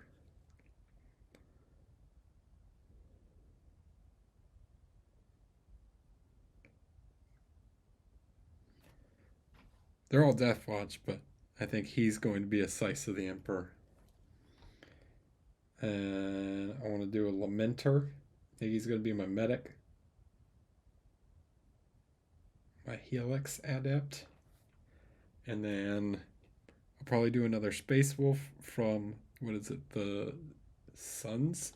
The Sons of Mordkai? I can never remember. There's the unit called the Hounds of Mordkai, right? And then there's the great company called the Sons of Mordkai. I think I'm going to do a Sons of Mordkai.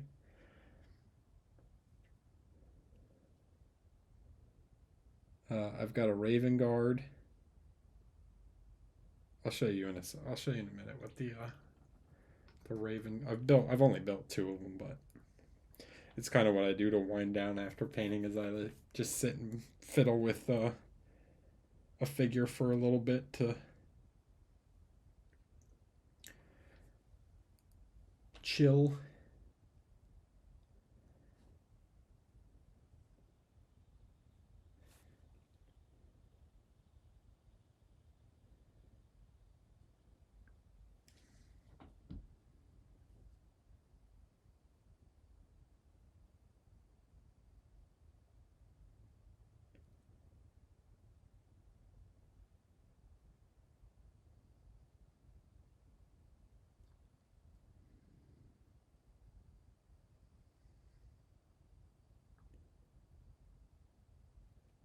Probably gonna do a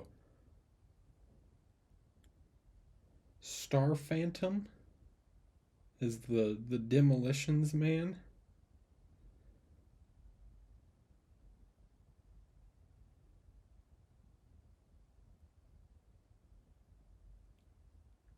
And I'll continue to find other random chapters to get in there. I haven't done anyone from White Scars or a White Scars successor yet, so I feel like that one, I should probably get one of them in there at some point.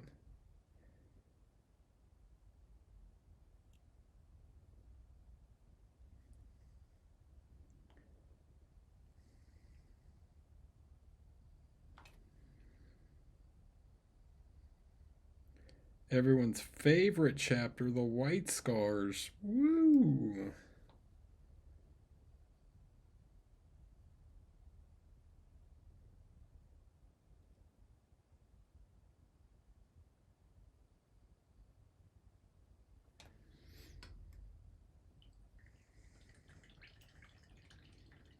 I don't believe anybody who, if they were to tell me their favorite chapter is the White Scars, they're liars.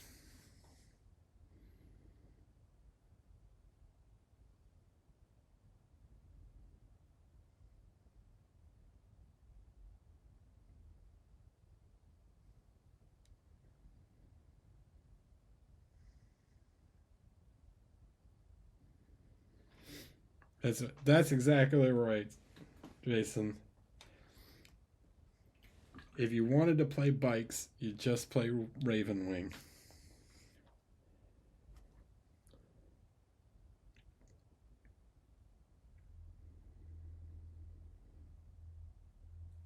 All right, how are we feeling about this? Okay.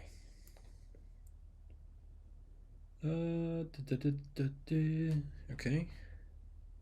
Got some more. This guy up here. We'll grab a little of the brown.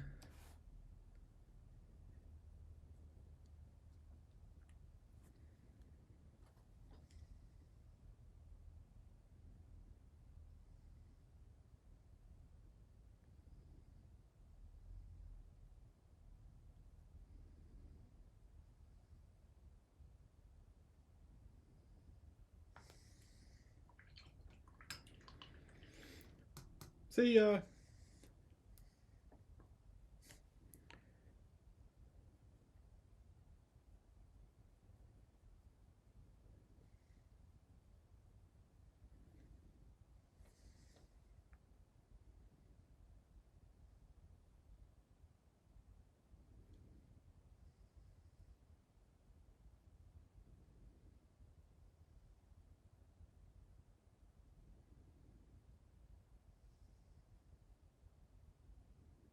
Like, I'm not a super diehard fan, but I know like the rough story of the horse heresy and everything. You know, I'm up on on some lore, some space marine lore. Did the White Scars do anything during the horse heresy?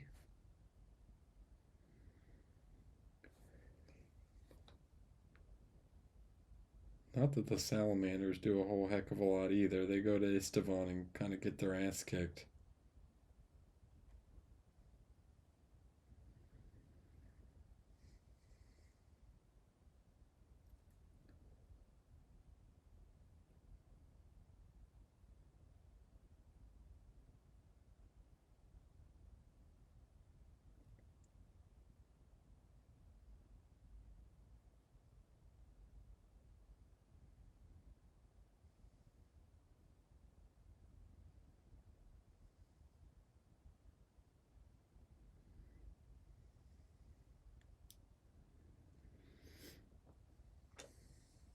Okay, that's what I'm saying, man. A bunch of nerds.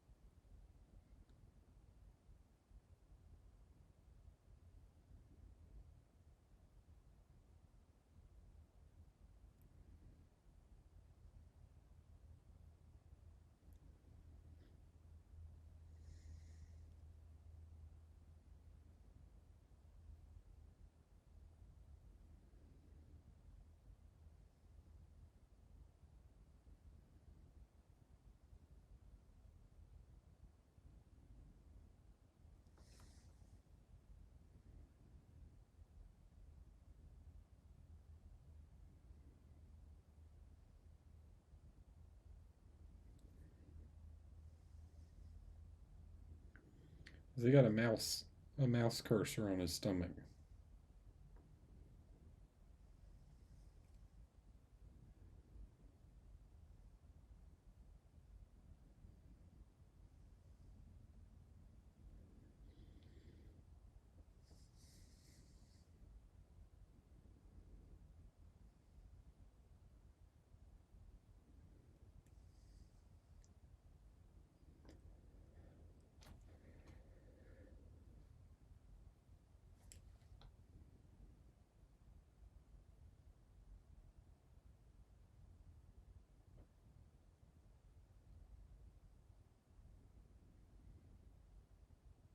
Huh?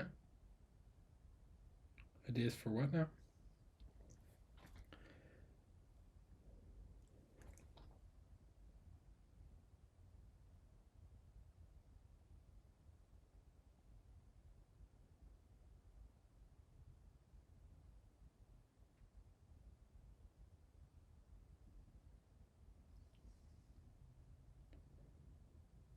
Oh, I'm always open to ideas for other Space Marine chapters for my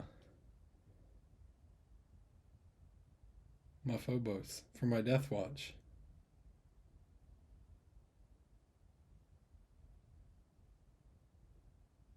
Not just Phobos, for I've got some stuff for boarding actions later too.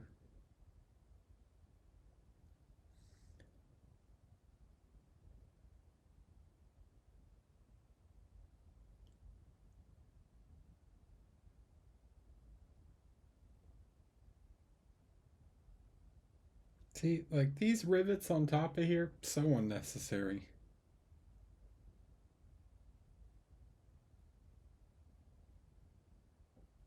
You didn't need those.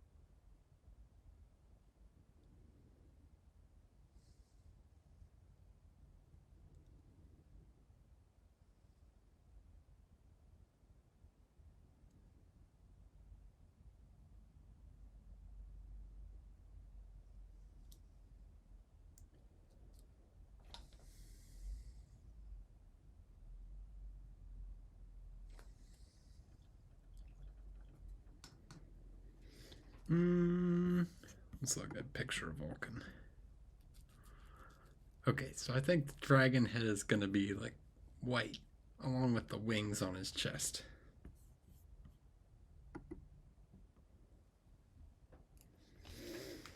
Hi, Iyad. Yes, this is for the Nova charity raffle. You will be able to win this and all other 17 Primarchs in a raffle painted by some amazing painters, including many Golden Demon winners.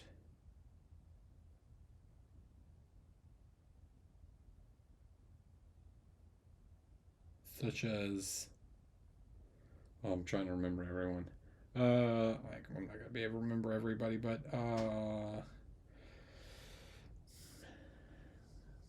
Angelo DiCello, who is the most winningest Golden Demon painter.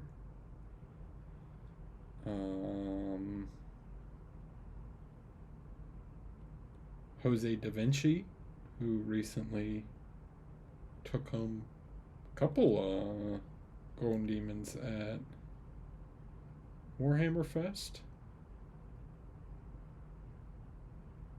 Who else? Who else?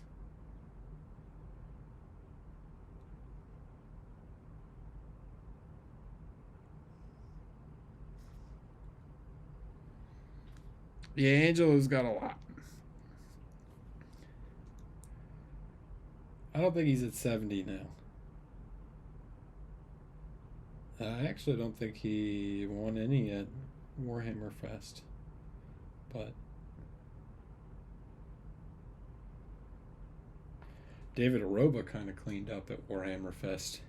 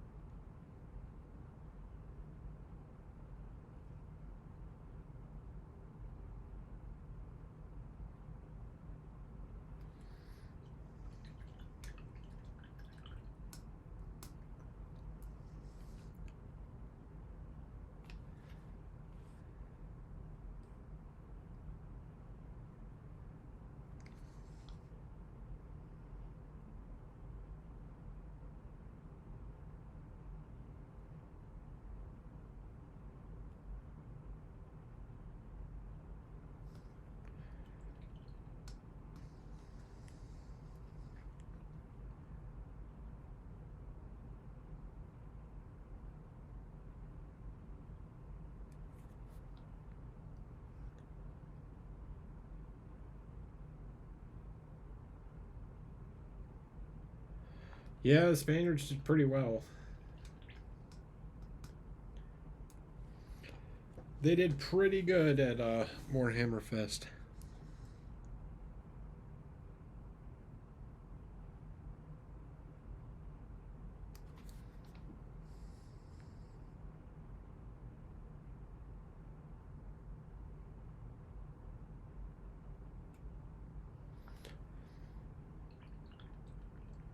My boy Rodrigo didn't get anything, and I thought he had some fantastic entries.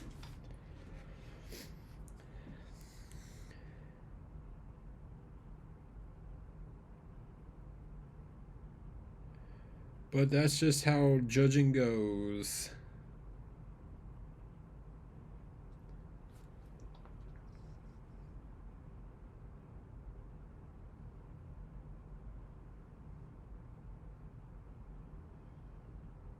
Only 3 people can win.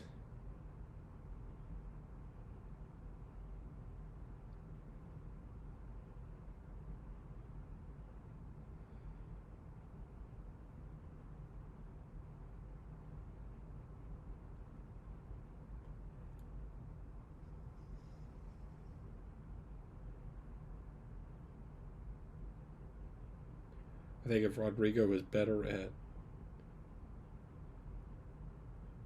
presenting his models, I don't think he like put them on plinths or anything.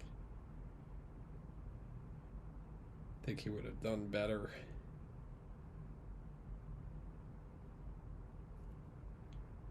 At first impression matters.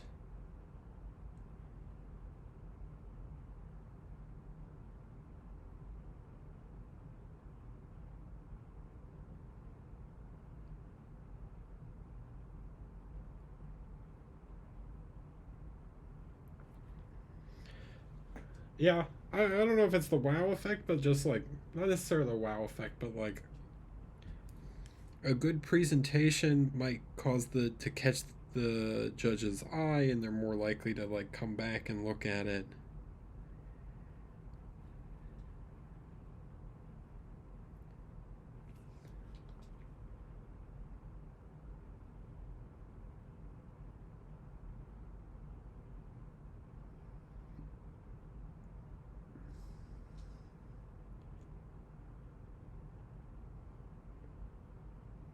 That's what I'm talking about, the wow effect.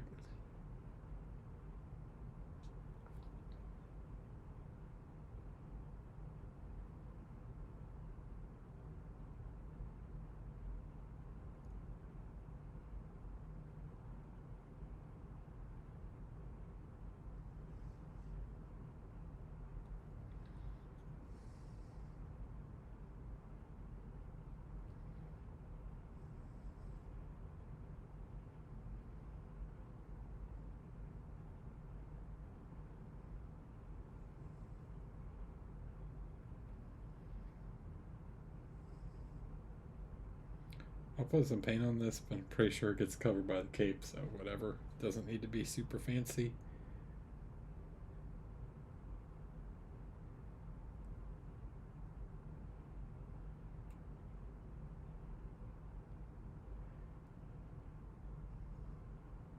Yeah, you want to win a big painting award, just paint a WoW character.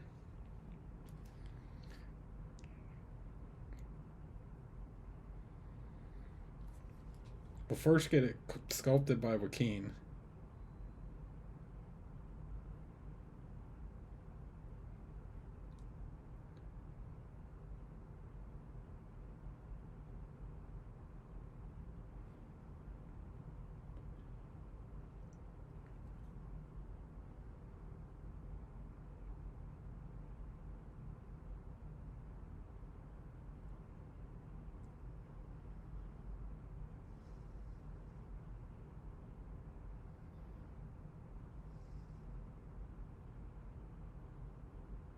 Him and I have something for Golden Demon this coming up year.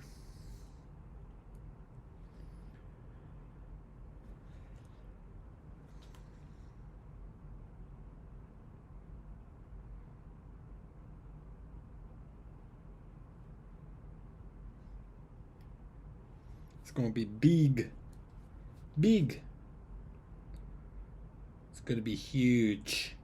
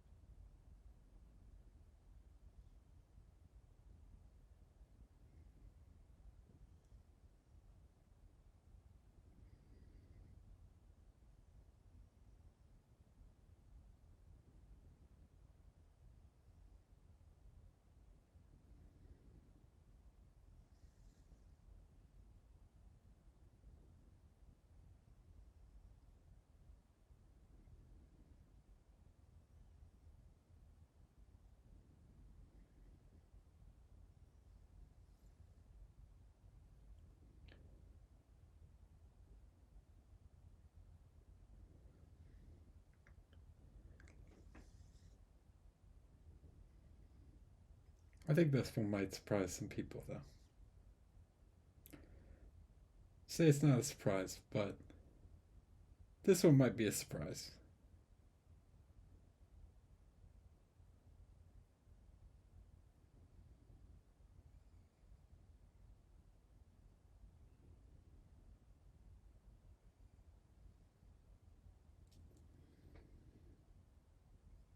I'm gonna come dressed as in a full cosplay, Space Wolf cosplay, and then just enter myself in the open.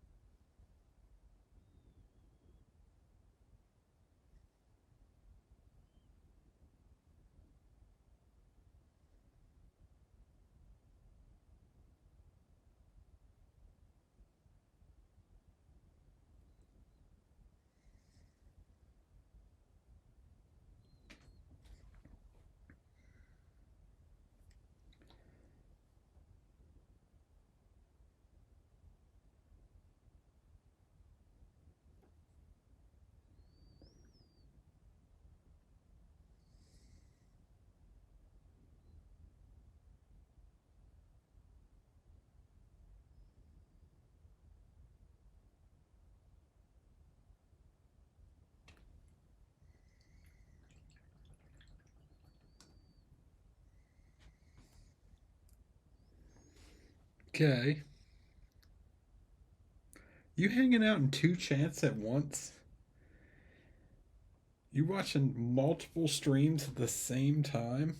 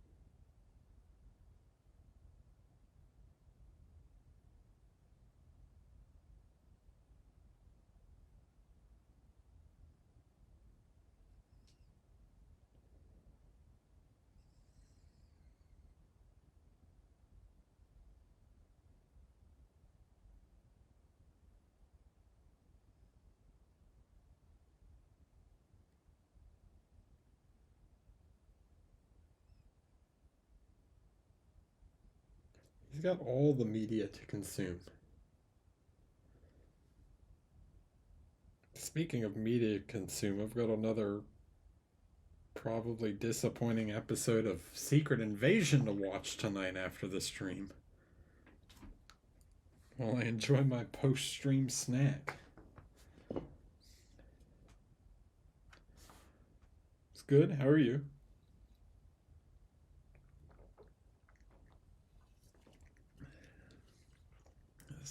It's the Nick Fury show. And it's been pretty boring.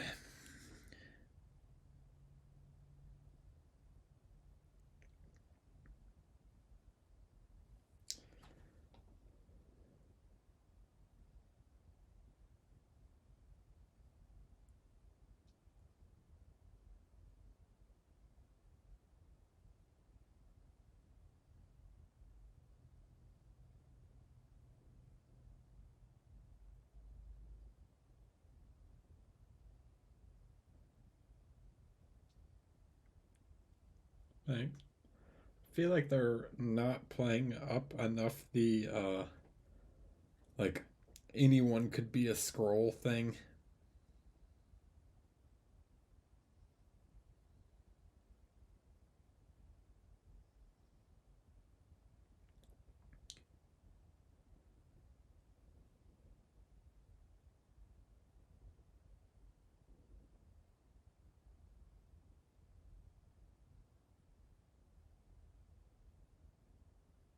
I don't know. Anybody else watching it? Is it just me? I feel like it's kind of boring.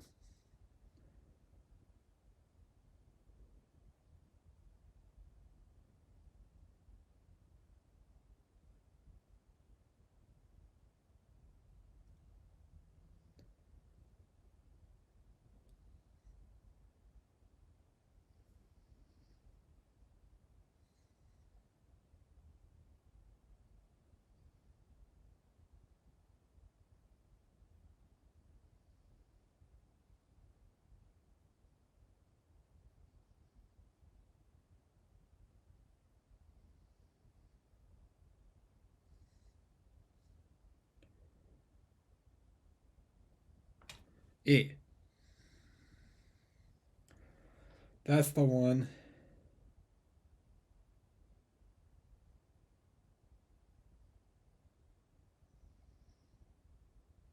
I also watched the final season of Jack Ryan, which also wasn't super good.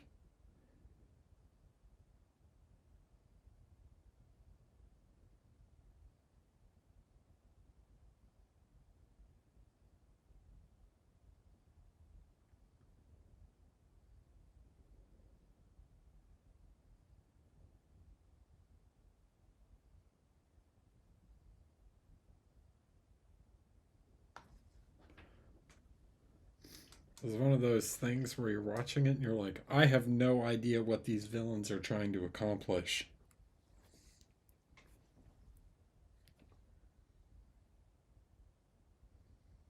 It felt very America bad. We'll get them.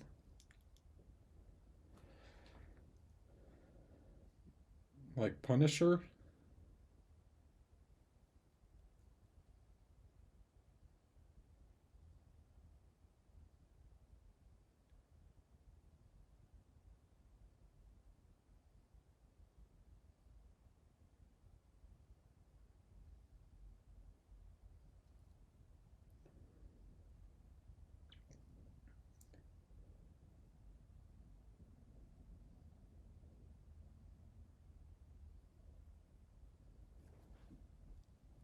Yeah, that's the two.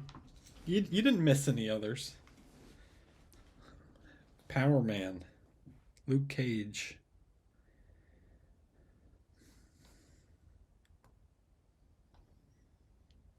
His name is not Dragon Fist.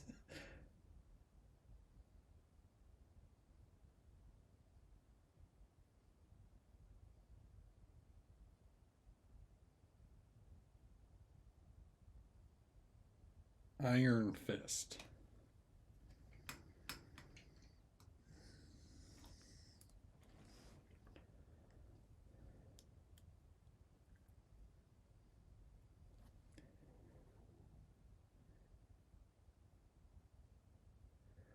Then there was, oh, the comic was called Alias. What's her name?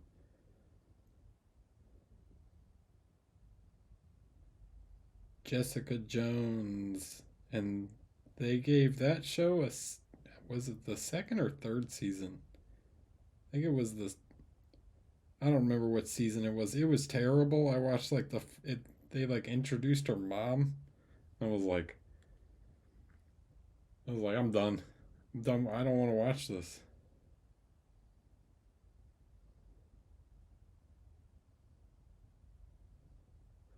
I watched an episode and a half and I was like, nope, I'm good. Goodbye.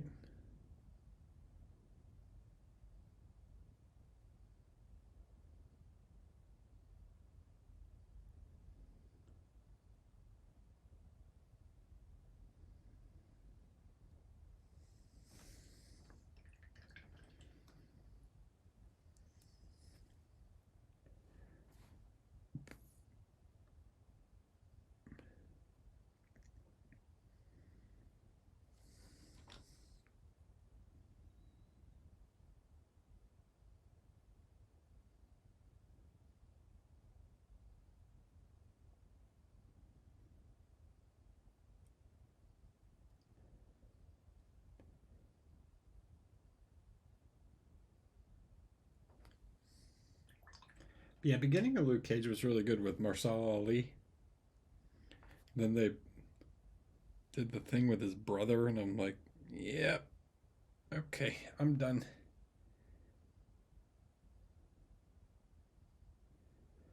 Because you have to have the Marvel trope of having a villain with the exact same power set as the hero.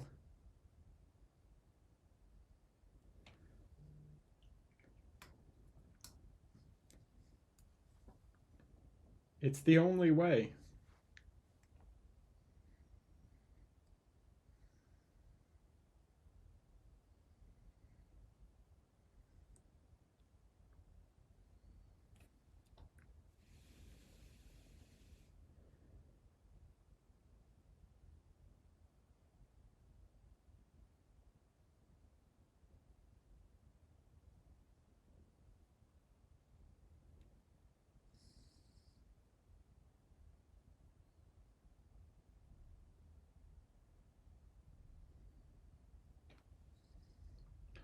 I mean, DC's bad about it too.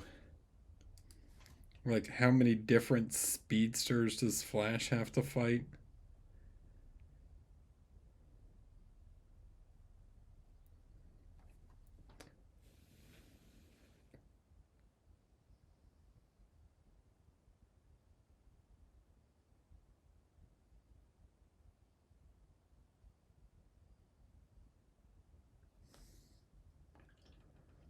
What's your deal? I run fast.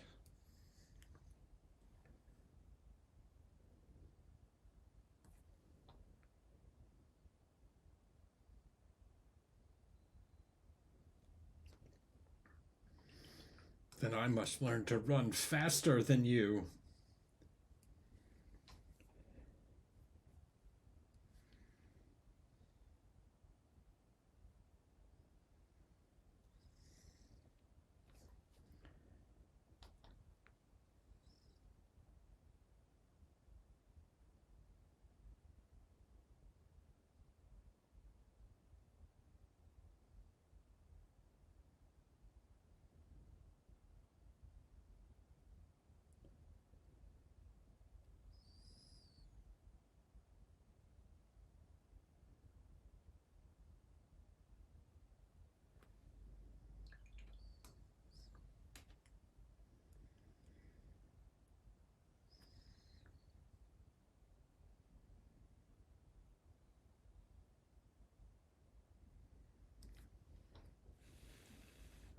Well, I was going to ask if anyone saw the Flash movie, but I know the answer to that's no.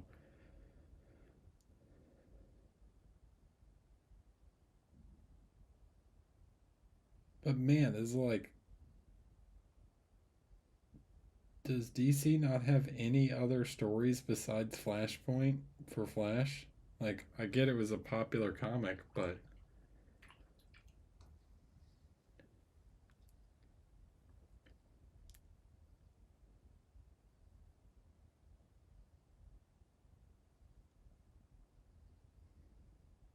Well, I already knew the answer was going to be no. No one saw it.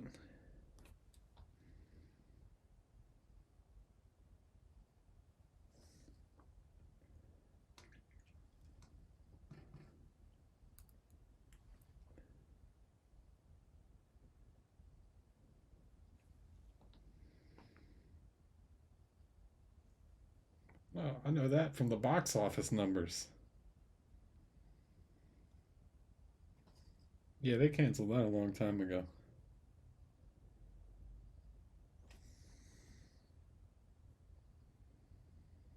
They're rebooting everything. I can't wait until they recast a 15th version of Joker.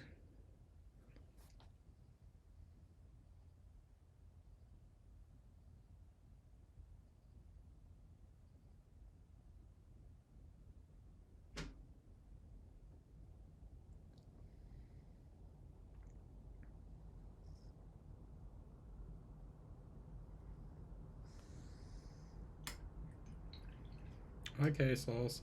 I actually really like the what is his name? Robert Pattinson Batman movie. I thought it was really good for the first 2 hours. And then it went another 45 minutes. And I was like, okay, I'm kind of done watching this now.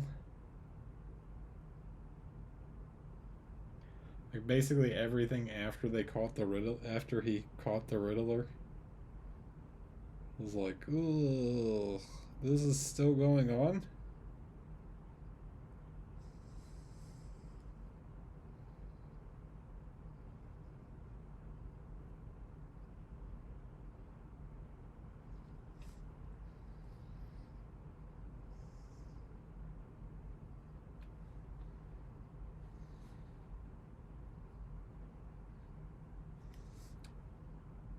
Yeah, it's a good movie.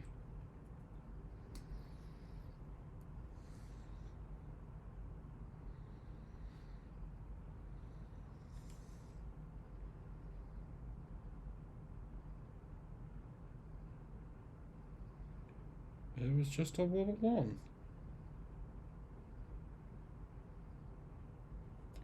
Unnecessarily long.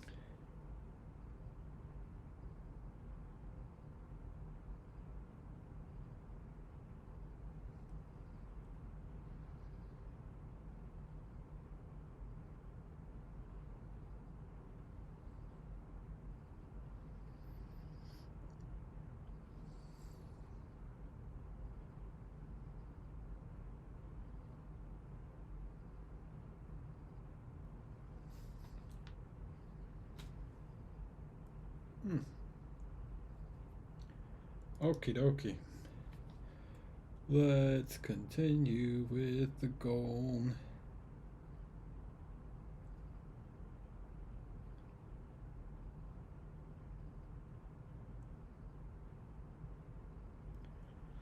What are you guys thinking? Is he starting to look like a Primarch?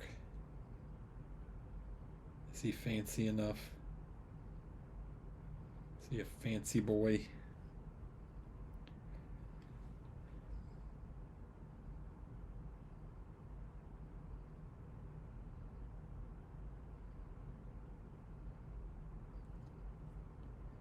I'm gonna make sure I get these flames nice and bright. They should be very shiny. Because we want to pull attention upwards towards his chest. Oh, you gotta pay. Well, at least Alfarius is smaller. You know, he's not that big. He's just got a lot of scales.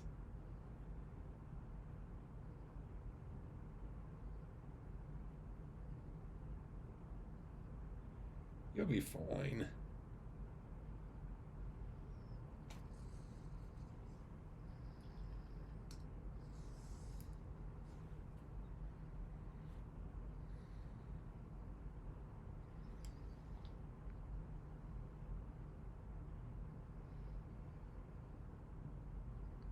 I believe in you.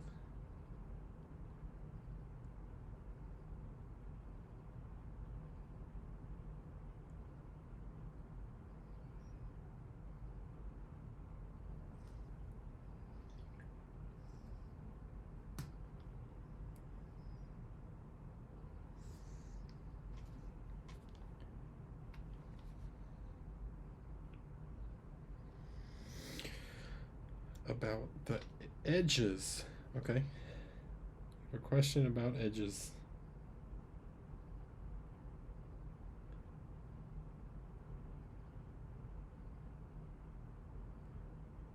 I have an answer, hopefully.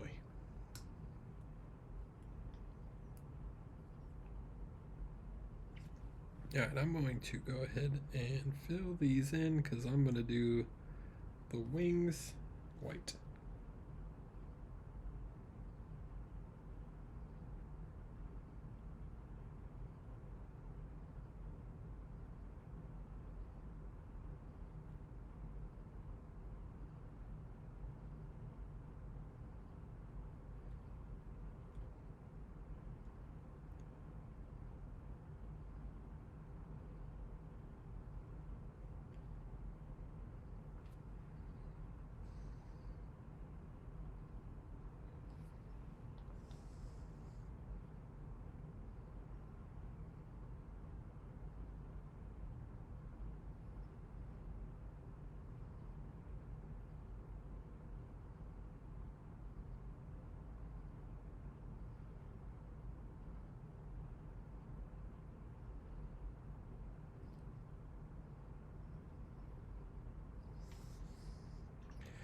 Is it worth it to highlight just the edges for, say, a gaming piece? Does it add a lot to the model?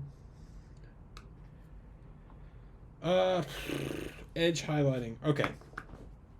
So, what edge highlighting does is it adds a lot of definition. Okay? So, it helps you see a model at a distance. So, let me show you a couple models. All right? These are models that my roommate's working on. And I'm gonna ask you. So we'll look at them at a distance and we'll look at them up close. So I'm gonna zoom out. Okay. So here's a Space Marine. Let's grab a guy with a helmet so he doesn't look quite so weird, huh? All right, this guy's got a helmet. All right, so we got Space Marine, right? Mr. Ultramarine here. Okay. Then we've got this one. Okay.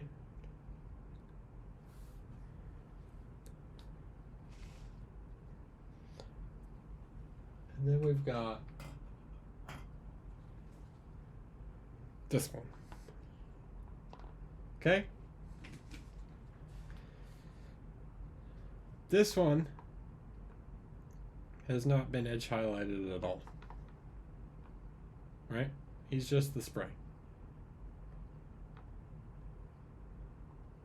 He's sprayed blue with the airbrush and then given, with like shadows and stuff, and then everything's been kind of like blocked in. This one has been edge highlighted a little bit. Right? This one's been edge highlighted a lot by me.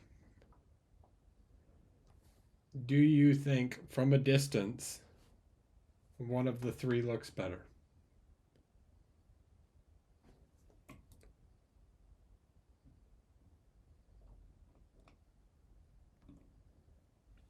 Okay. Left, middle, or right?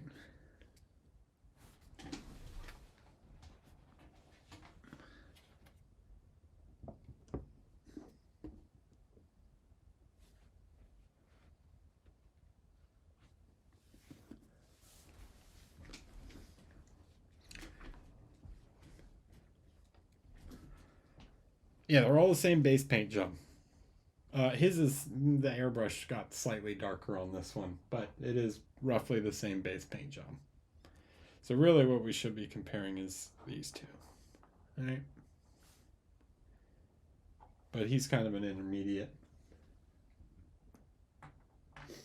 Okay?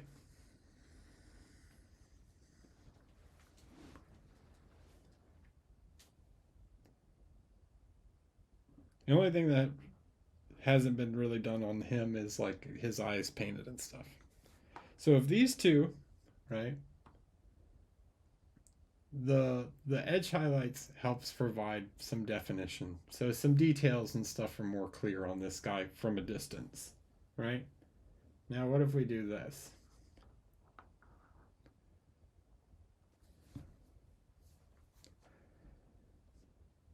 Now you can clearly see that this one has more clearly defined, is more clearly defined, right?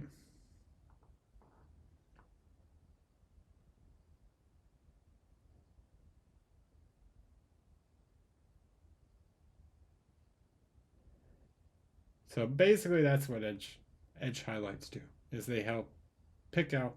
Now, I didn't go crazy, right? I don't do the GW thing where I paint like the bottom edges on everything, right? So it's not like I painted like the bottom edge around this and the bottom edge on this. I paint just mostly just the top edges, right? But it helps details stand out. The other option that you could do,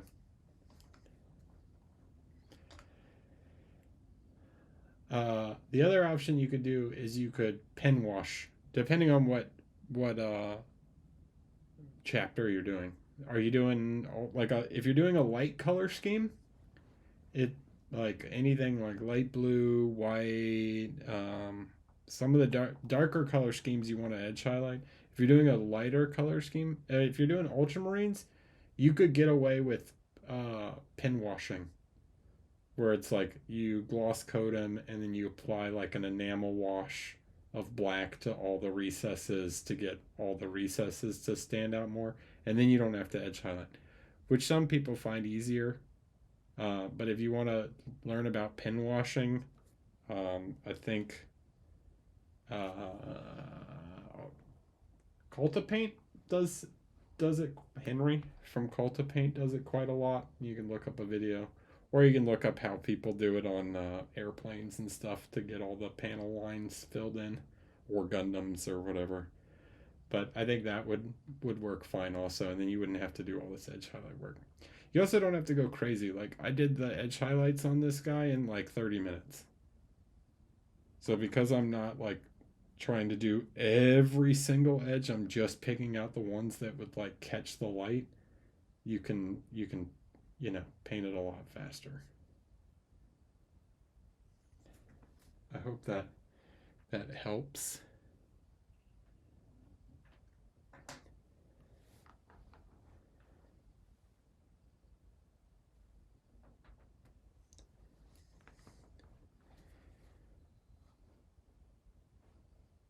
All right. I think we're gonna actually stop here for tonight. I'm happy with how this gold is turning out.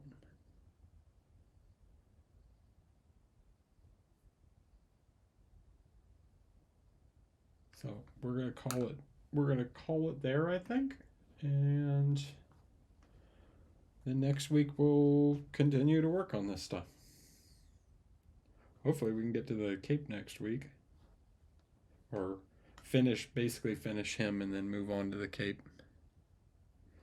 See how it looks with his head. My broken neck.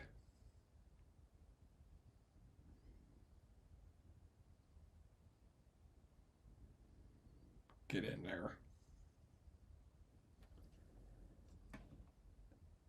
Oh, he's a salamandery boy. Cool. Yeah, he's looking better. All right.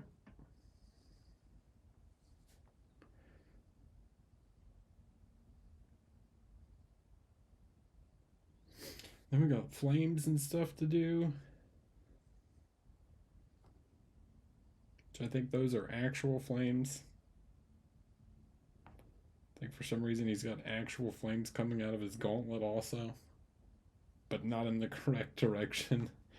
So, anyways, all right, cool. Let's see who's online.